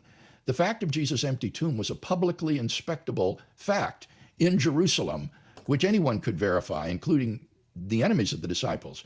And therefore, in order to explain the empty tomb, you've got to conjoin to the hallucination hypothesis some independent hypothesis to explain all the evidence. And that's probably the strongest argument against the hallucination theory is that, let's just say they did hallucinate. So like, granted, they hallucinated. What about the tomb? So you got to come up with, why is it empty? You got to come up with that. That's what he's saying is that the secondary theory. Then somebody stole the body, you go back to that. Or they went to the wrong tomb, or anything that will explain an empty tomb. So it makes the explanation of the resurrection even more, I guess, unplausible based on all these theories you got to come up with for first them hallucinating, the amount of people having the same hallucination, plus the emptiness of the tomb. Hallucination hypothesis is not only defective in explanatory power, it's defective in explanatory scope because it requires some independent hypothesis in conjunction with it to explain the full scope of the evidence. So those are just a couple of problems with the hallucination hypothesis. Yeah, I mean, for example, you'd have to, because people might want to say, well, maybe the disciples just hid the body, but then you're not talking about hallucinations anymore. Now you're talking about deceit. It's right. You're back to the conspiracy theory again, that they stole the body and then they lied about the resurrection appearances for some mysterious reason. Or they hallucinated. I think that weird hypothesis is just so implausible in light of the evident sincerity of these men and women, as well as the fact that it's terribly anachronistic, because that's not the sort of lie that a first century Jew would make up when his favorite Messiah got crucified. Now, we've kind of spoken so far as if the reports that we have in the Gospels, and I suppose the letters of Paul, things like this as well, are accurate. We're saying, well, look, the disciples wouldn't have made this up, or they couldn't have been hallucinating because people could have checked, as if the timeline and the events that we believe happened, we're justified in believing. What if the very reports of the disciples' death and their beliefs and what they, not just what actually happened, but the reports of what these people claimed happened, are mistaken? For example, the only reason that we can believe in group appearances is because of a passing reference that Paul made to the 500 that's not recognized anywhere else. Group appearances appear in some of the Gospels, not others. Indeed, there are no post-resurrection appearances at all in the earliest Gospel, which is thought to be the source for Matthew and Luke as well. It seems a little bit kind of spotty, and people might ask, okay, sure, if these group appearances happened, you'd be hard-pressed to explain them as a hallucination, but what if the reports are just wrong? Okay, now this goes back to that first step, establishing the data to be explained. It seems to me that once you reach the second step, that is to say, what is the best explanation of the facts, then these naturalistic explanations all turn out to be pretty hopeless. They really, really are implausible and don't do the trick. And that's why scholars who don't accept the resurrection hypothesis, generally speaking, don't adopt any of those naturalistic alternatives. Instead, they just embrace agnosticism. They just say what you said, something remarkable happened on Easter morning, but we don't know what it is. So I do think that that second step is the easier step. What I didn't appreciate when I did my study of the historicity of the resurrection in Germany under Wolfgang Pannenberg is the degree to which the first step, that is to say, establishing the data to be explained, represents the wide majority view of contemporary New Testament scholars. That is to say, things like Jesus' crucifixion, honorable burial, the discovery of his empty tomb, the post-mortem appearances, the transformation of the first disciples. These represent the wide view, widely held view of the majority of scholars, whether liberal or conservative, Christian or non-Christian.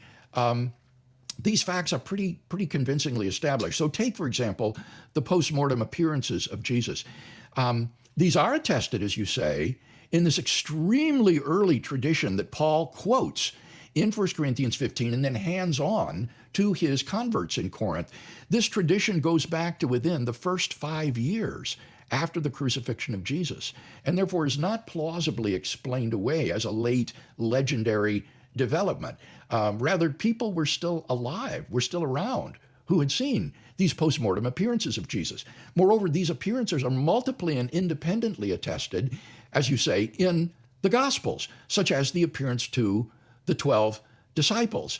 And therefore, we have really good historical grounds for believing that these disciples experienced these post-mortem appearances of Jesus, even in Mark, where, as you say, a resurrection appearance is not narrated. Nevertheless, Mark clearly knows of resurrection appearances of Jesus because he foreshadows them when Jesus says, "Go into Galilee, there you will see me." And so the disciples in the other Gospels then go to Galilee and do experience these appearances. So even Mark knows of them, but simply foreshadows them and doesn't narrate them.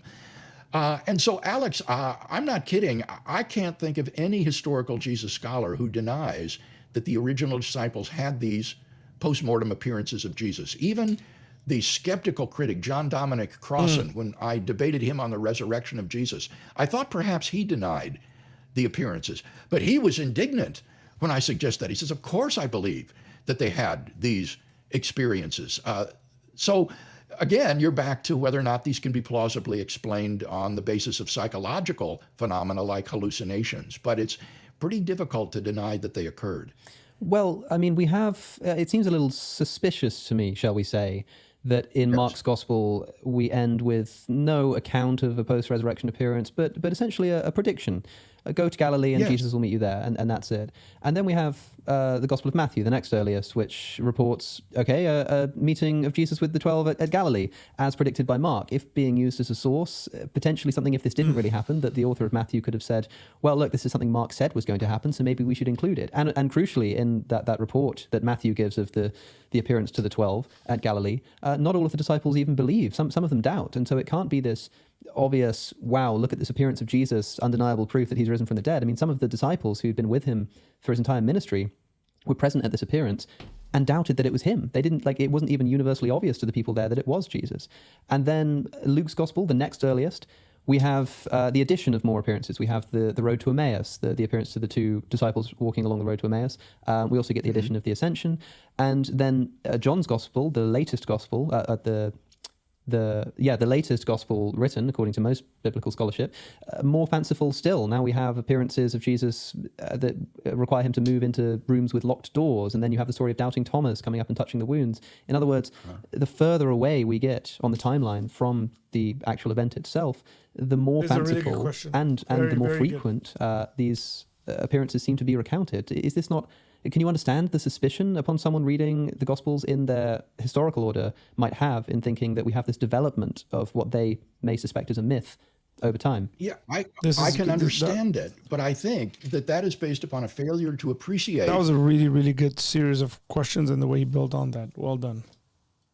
The effort of New Testament historians to get at the traditional sources behind the Gospel stories, so that it's not simply the date of when the Gospels were written. What's important here is the date of the traditions that they embody. And so, for example, in Matthew and Luke, you have traditions of the appearances that are independent of Mark. They didn't come from Mark, but neither are they simply invented out of whole cloth by Matthew and Luke, because they have these telltale signs of tradition that has been handed on and received by these authors. And similarly with the traditions in John. So I think what you've got is multiple independent traditions of these post-mortem appearances of Jesus. And it won't do to just write these off as legendary or mythical, because they go right back to the earliest sources, such as Paul's tradition that he hands on in 1 Corinthians 15, which goes back to within 5 years after Jesus' death, the pre-Markan passion story of Jesus, which foreshadows his appearance in Galilee and is an extremely early source. And then you've got these sources behind Matthew and Luke and John that also speak of these post-mortem appearances of Jesus. So it would be unreasonable to just say that these are all late developing legends that did not characterize the experience of the earliest disciples. And as I say, this isn't just sort of my opinion. It's still, this is the virtual... I feel like Alex's point still commits to that conspiracy theory,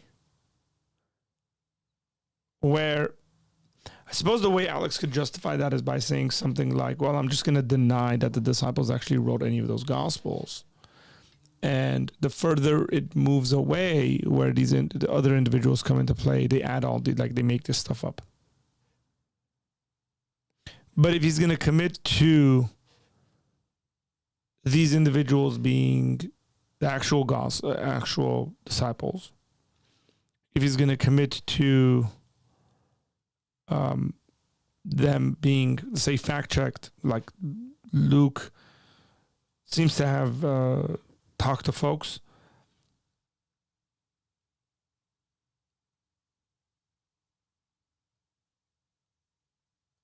So there's some kind of a correction that could potentially happen.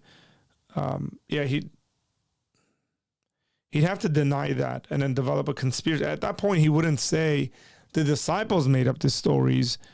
At that point, he would say some other folks completely detached from the disciples, these later generations of Christians, made up these resurrection stories, which again, be very interesting to look at the scholarship on that. And I think that's what Craig's is going after. The unanimous opinion of historical Jesus scholarship. I find it fascinating. It's strange. You know, I like to keep these podcasts conversational, and so I don't prepare strictly, but I had an idea of things that I might want to say in response to you. But as with our episode on the Kalam, you surprise me sometimes with how powerfully you can respond to these points. Talking of disciples lying or hallucinating, I often hear talk about points that I know you've given yourself in the past about why would they invent women discovering the tombs, or you don't get group hallucinations occurring. And I have things to say on these points, but to hear about it just in principle, why would these disciples hallucinate something that's totally out of accordance with their religious tradition? And indeed, why would they make that up if they weren't hallucinating it? I think it's fascinating.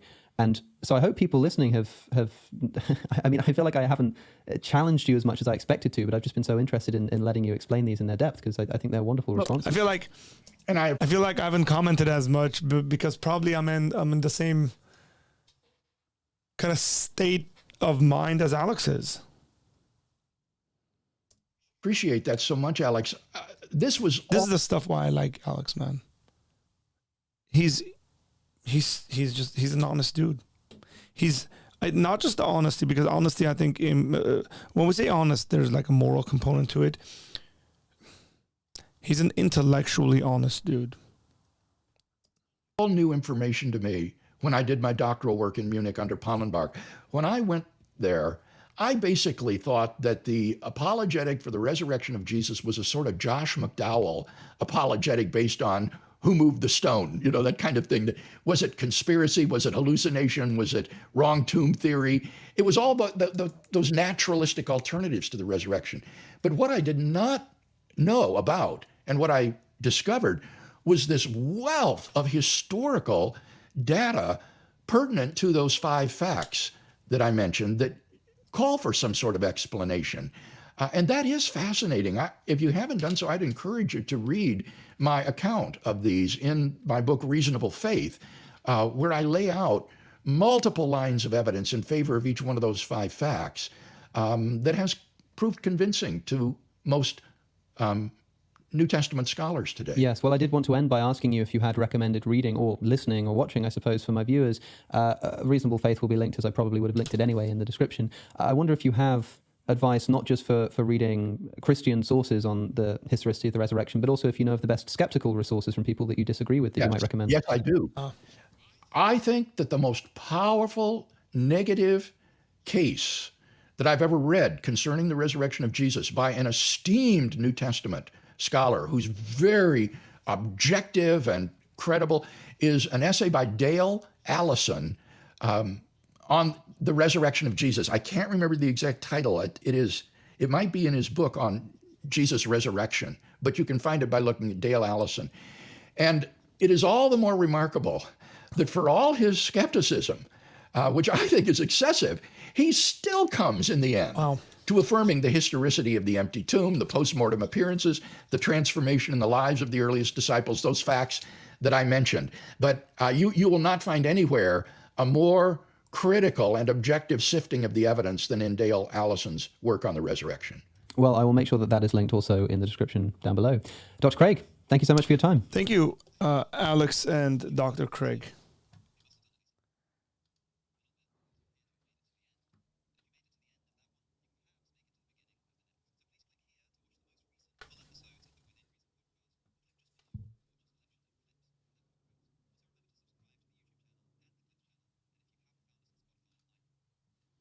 Well done, man.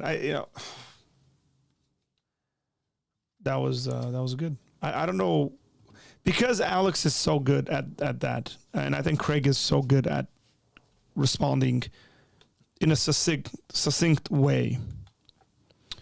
It's hard to add extra commentary to an interview that's just really good. Like, I don't think there's anything I would say really to add on to Craig.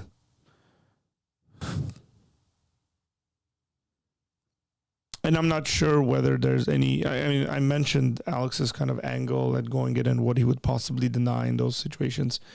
I'm not sure whether there'd be anything that I would actually add to try to explain or give an argument from the side of someone like an Alex.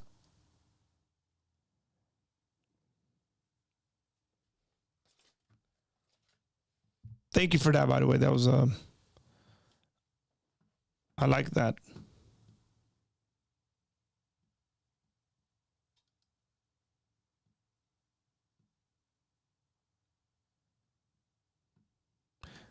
Here's an answer to Buck's question. First Clement was probably written in the 90s AD, maybe in the 70s. Epistle of Barnabas is probably late 1st to 2nd century. Ignatius' epistles were written around 105. Here's the question that I think Buck is asking. Buck, correct me if I'm wrong. He wants to know what the oldest physical copy is that we have, not like the oldest written one, traditionally speaking. I think that's what he's asking. He I think what he wants is, here in this museum, there's this document that is dated to 150 AD that is by a church father that is talking about the resurrection. He wants a physical copy.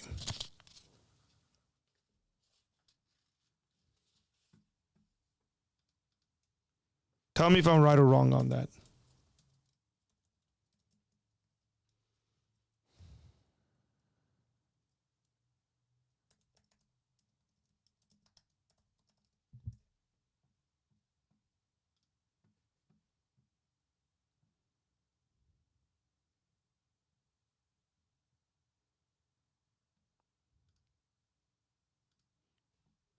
According to Google, there's a fragment. There are fragments that date from 100 to 200, which is 2nd century. Correct. If they're written, say, in 70 AD or 60 AD or something, and there's something like, say, around 175, the question would be whether it's a fragment, whether it's the full thing, whether the fragment they have actually includes the resurrection story. Those are the various questions that I'm actually trying to pull some stuff up right now. Let's go Gospels. I'm trying to pull up stuff that I can show that are physical pictures.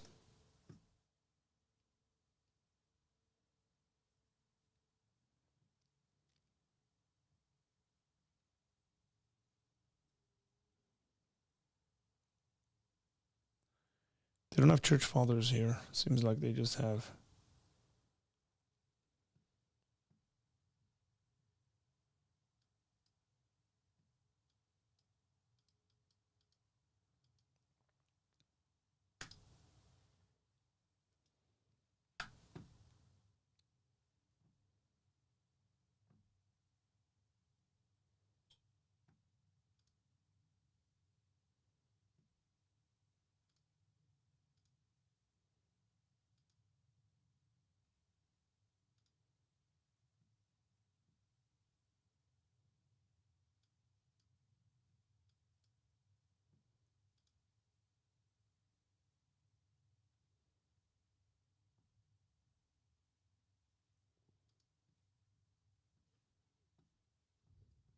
He is asking. Okay, good.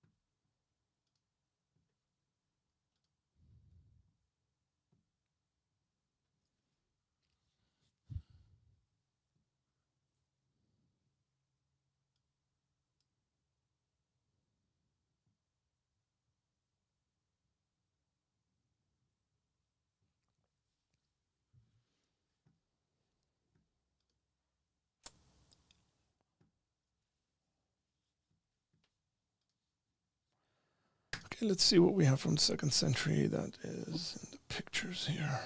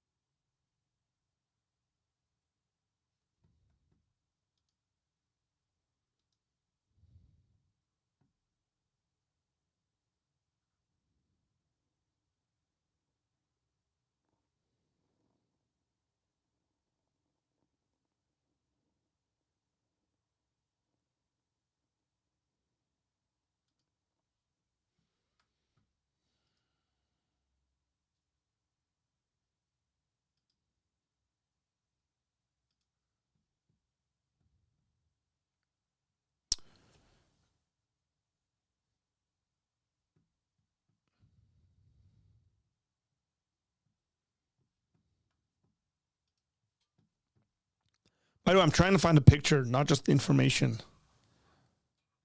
Actually, I should just introduce you guys to the website that I'm looking at. I don't know why I'm just sitting here. So, if you guys go to Center for the Study of New Testament Manuscripts, one of the things, this is Dan Wallace set this up. One of the things that they do is you can go to like digital collection right here. Click on digital collection. Actually, let's go somewhere else. Let's go here. Okay, so go to digital connection and then go to manuscripts. And then what you're going to do is you're going to get like a breakdown of all the stuff, the ways you can break it down, all that. Let's just say we want to look at anything that is, say, Pauline epistles. And then we want to look at a papyrus. Okay, so we got a papyrus from the 2nd to 3rd century. Okay, late 2nd century, early 3rd century. Manuscript of Paul on papyrus, 86 leaves. Single column, 23 lines per column.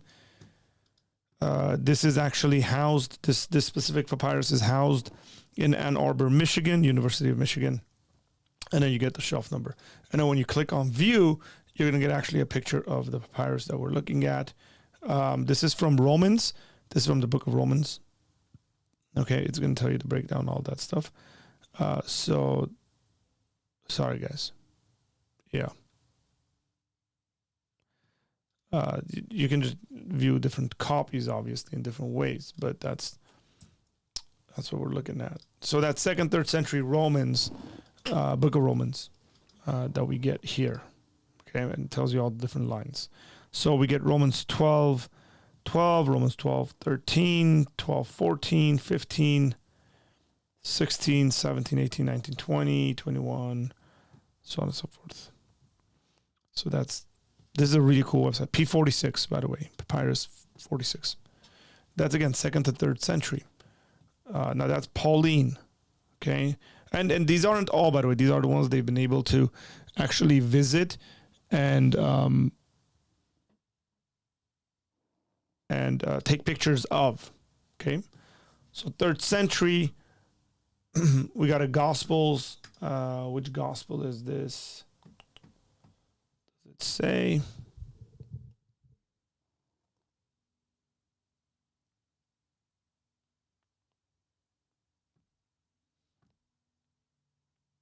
It doesn't, for some reason.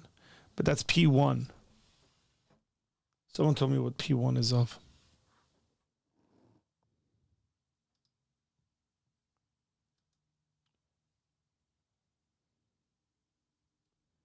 Let me see.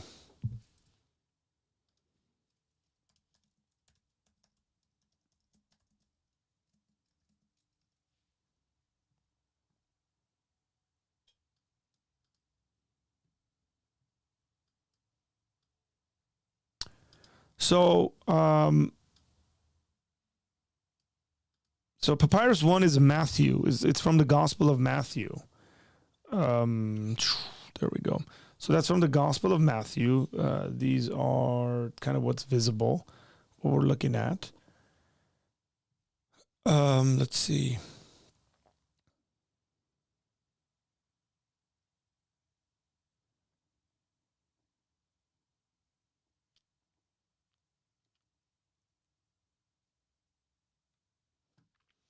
So what's Papyrus 46?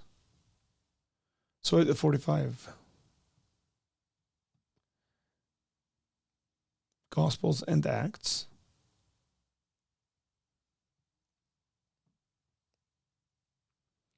The manuscript is heavily damaged and fragmented. The papyrus abound in codex. Should make it 220 pages. However, 30 survive. 2 of Matthew, 6 of Mark, 7 of Luke, 2 of John, and 13 of Acts. Wow. So Papyrus 45 has all these chapters. Okay. Let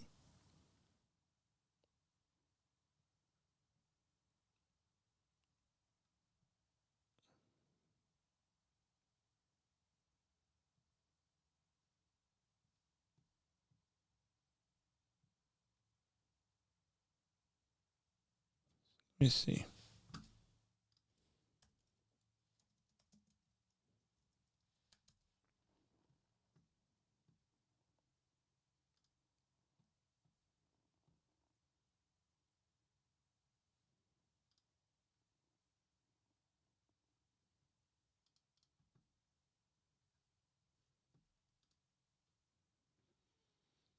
So it's got Matthew 26 in there, which is the plot to arrest Jesus. Okay. Matthew 28 will be where the resurrection is. In Luke, it doesn't, because Luke goes way beyond that. John seems like it's until chapter 10. Acts 4.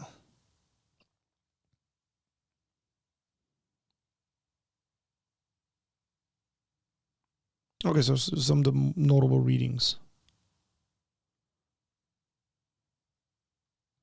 It's got the resurrection. It's got the betrayal of Judas in there.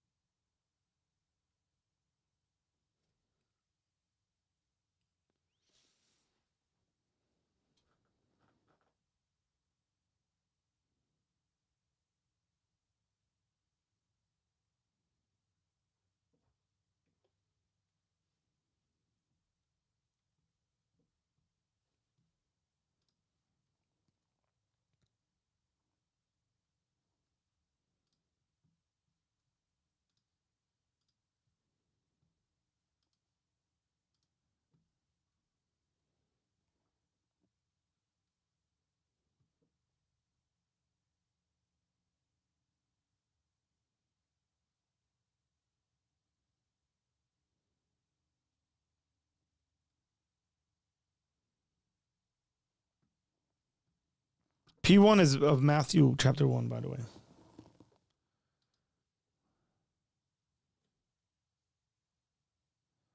Let's see. Here we go. Okay. This might be much easier to do.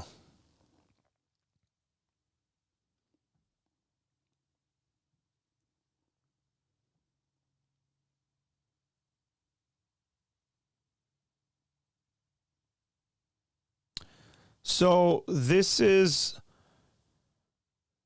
we got 2 fragments. So this mentions the resurrection, this papyrus, but it's in the British Library. Papyrus 5, 782.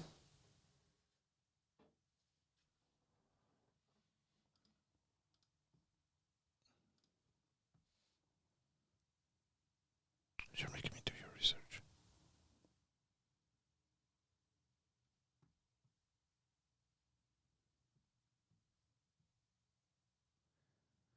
So early 3rd century.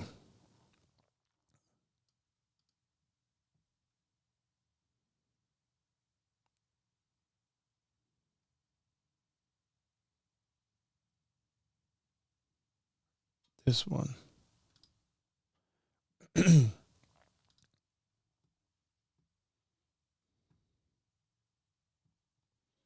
I love history. Look at the man. I love this stuff. Like I can sit there and just keep on clicking. It's just like parsing through all the details, right?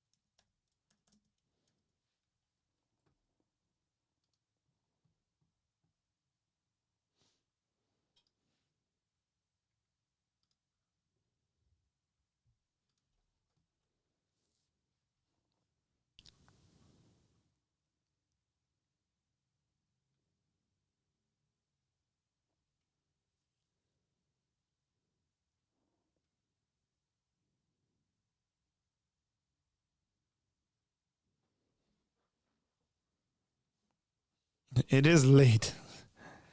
Are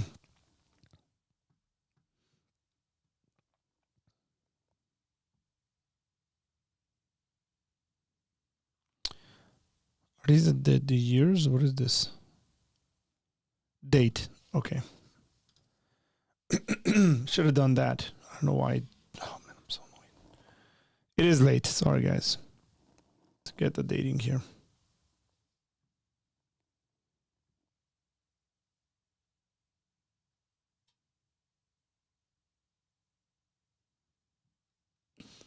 You want church fathers, but let's see if we can.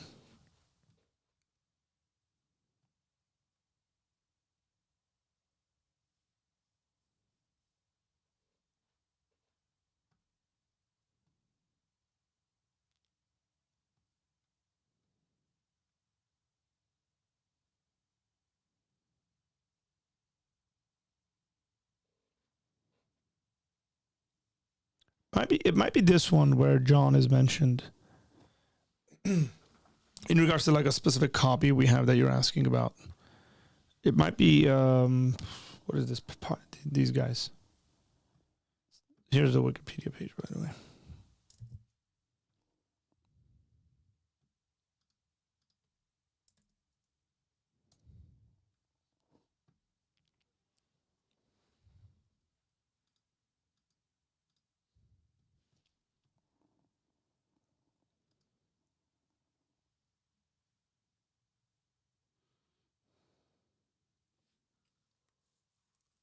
Let me see if we can find some church father stuff.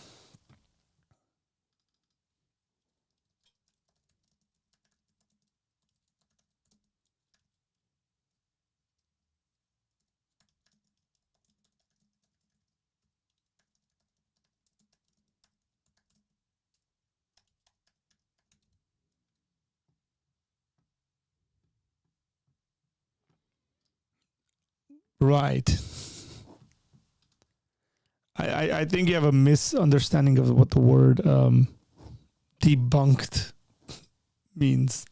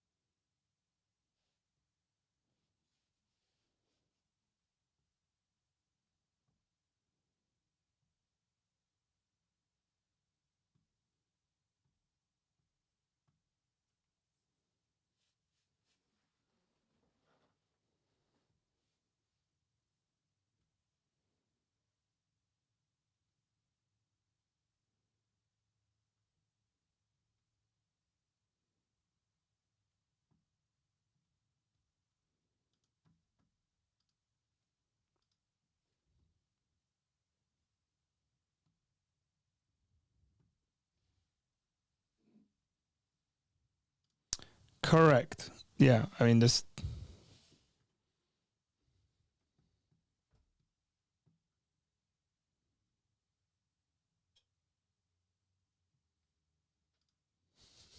Wow.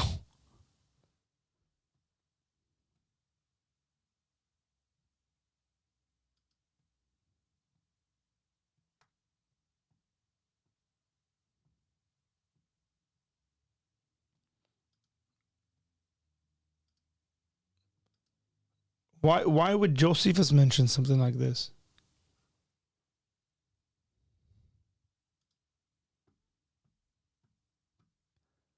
By the way, if Josephus did mention it, then people would say, let's just say Josephus had become a Christian and mentioned it.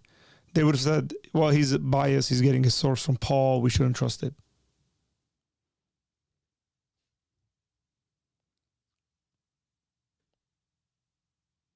That's generally the direction it would go in. Because he's not a contemporary. Josephus is not a contemporary of Jesus. He would have gotten his information from Paul.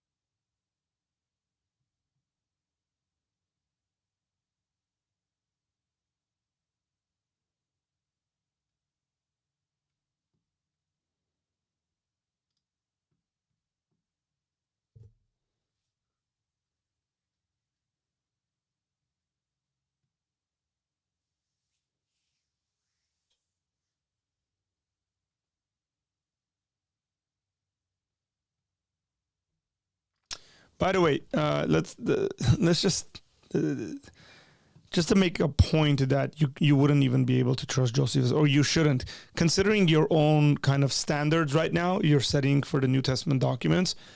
You shouldn't even trust Josephus.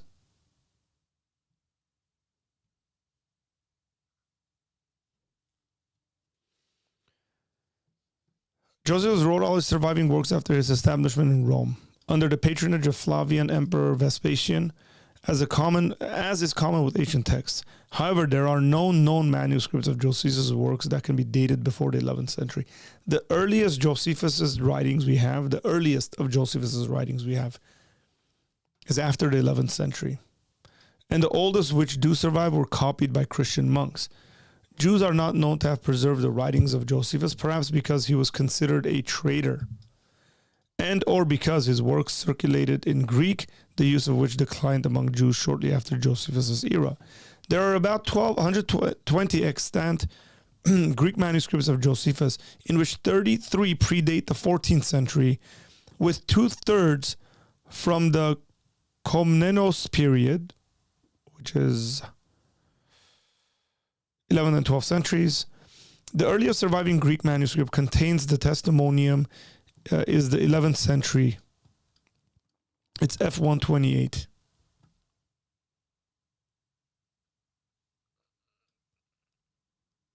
So it includes the second half of the Antiquities.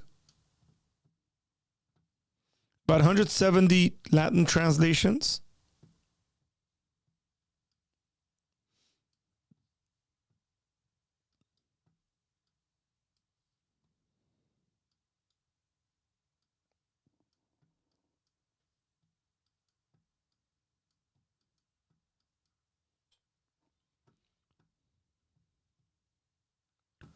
So don't trust Josephus, I guess, or anybody. I wonder what the earliest we have of Eusebius is.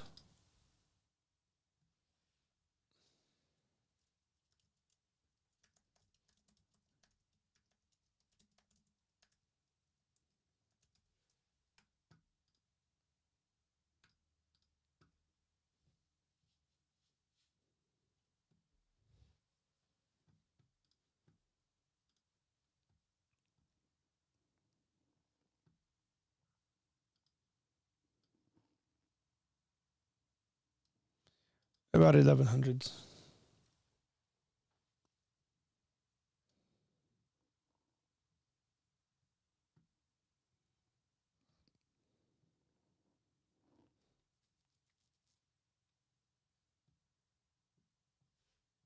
Hang on, hang on.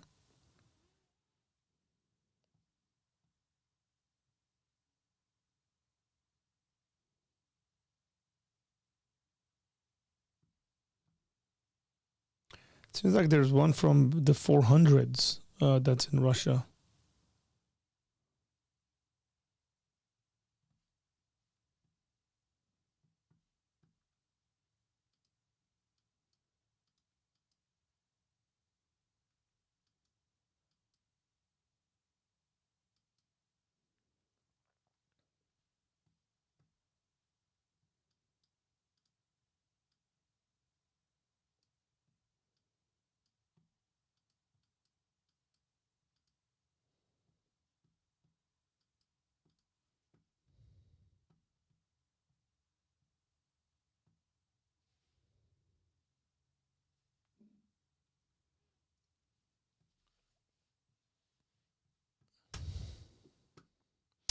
Okay, guys.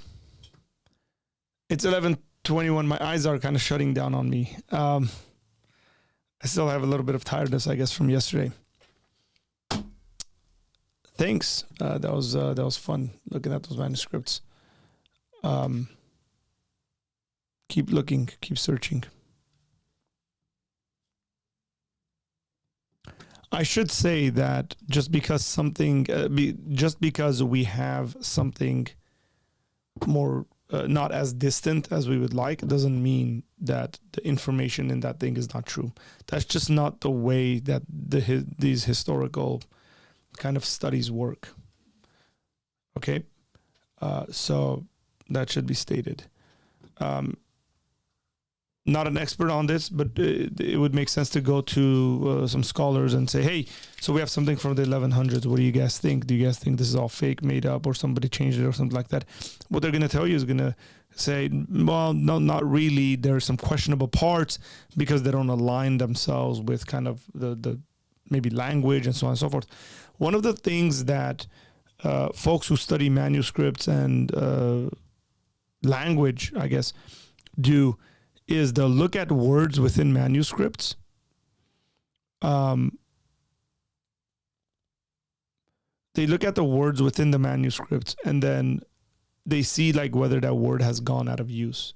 Like, for example, there was words, obviously, like in America, like it was in common use in the 50s and 60s or the 40s and 50s. That is no longer in use. So it's able, like if you saw something, if you saw a letter or a book, you'd be able, or a certain use of the book, a certain use of the word in a book, you'd be able to timestamp it and say, well, this seems like it's from that time period because this word fell out of use or a new word was introduced for it or something like that. So this is all a part of historical studies and specifically studies of manuscripts and trying to figure out whether something is dated or outdated or just dated incorrectly or something like that. Okay, with all that said, good night to you guys. Some of you guys are very late. I hope to see you guys tomorrow during our live stream, whether it's going to be an interview, whether it's going to be just a Q&A. We'll see you tomorrow at 1. Take care. God bless you guys. Be well.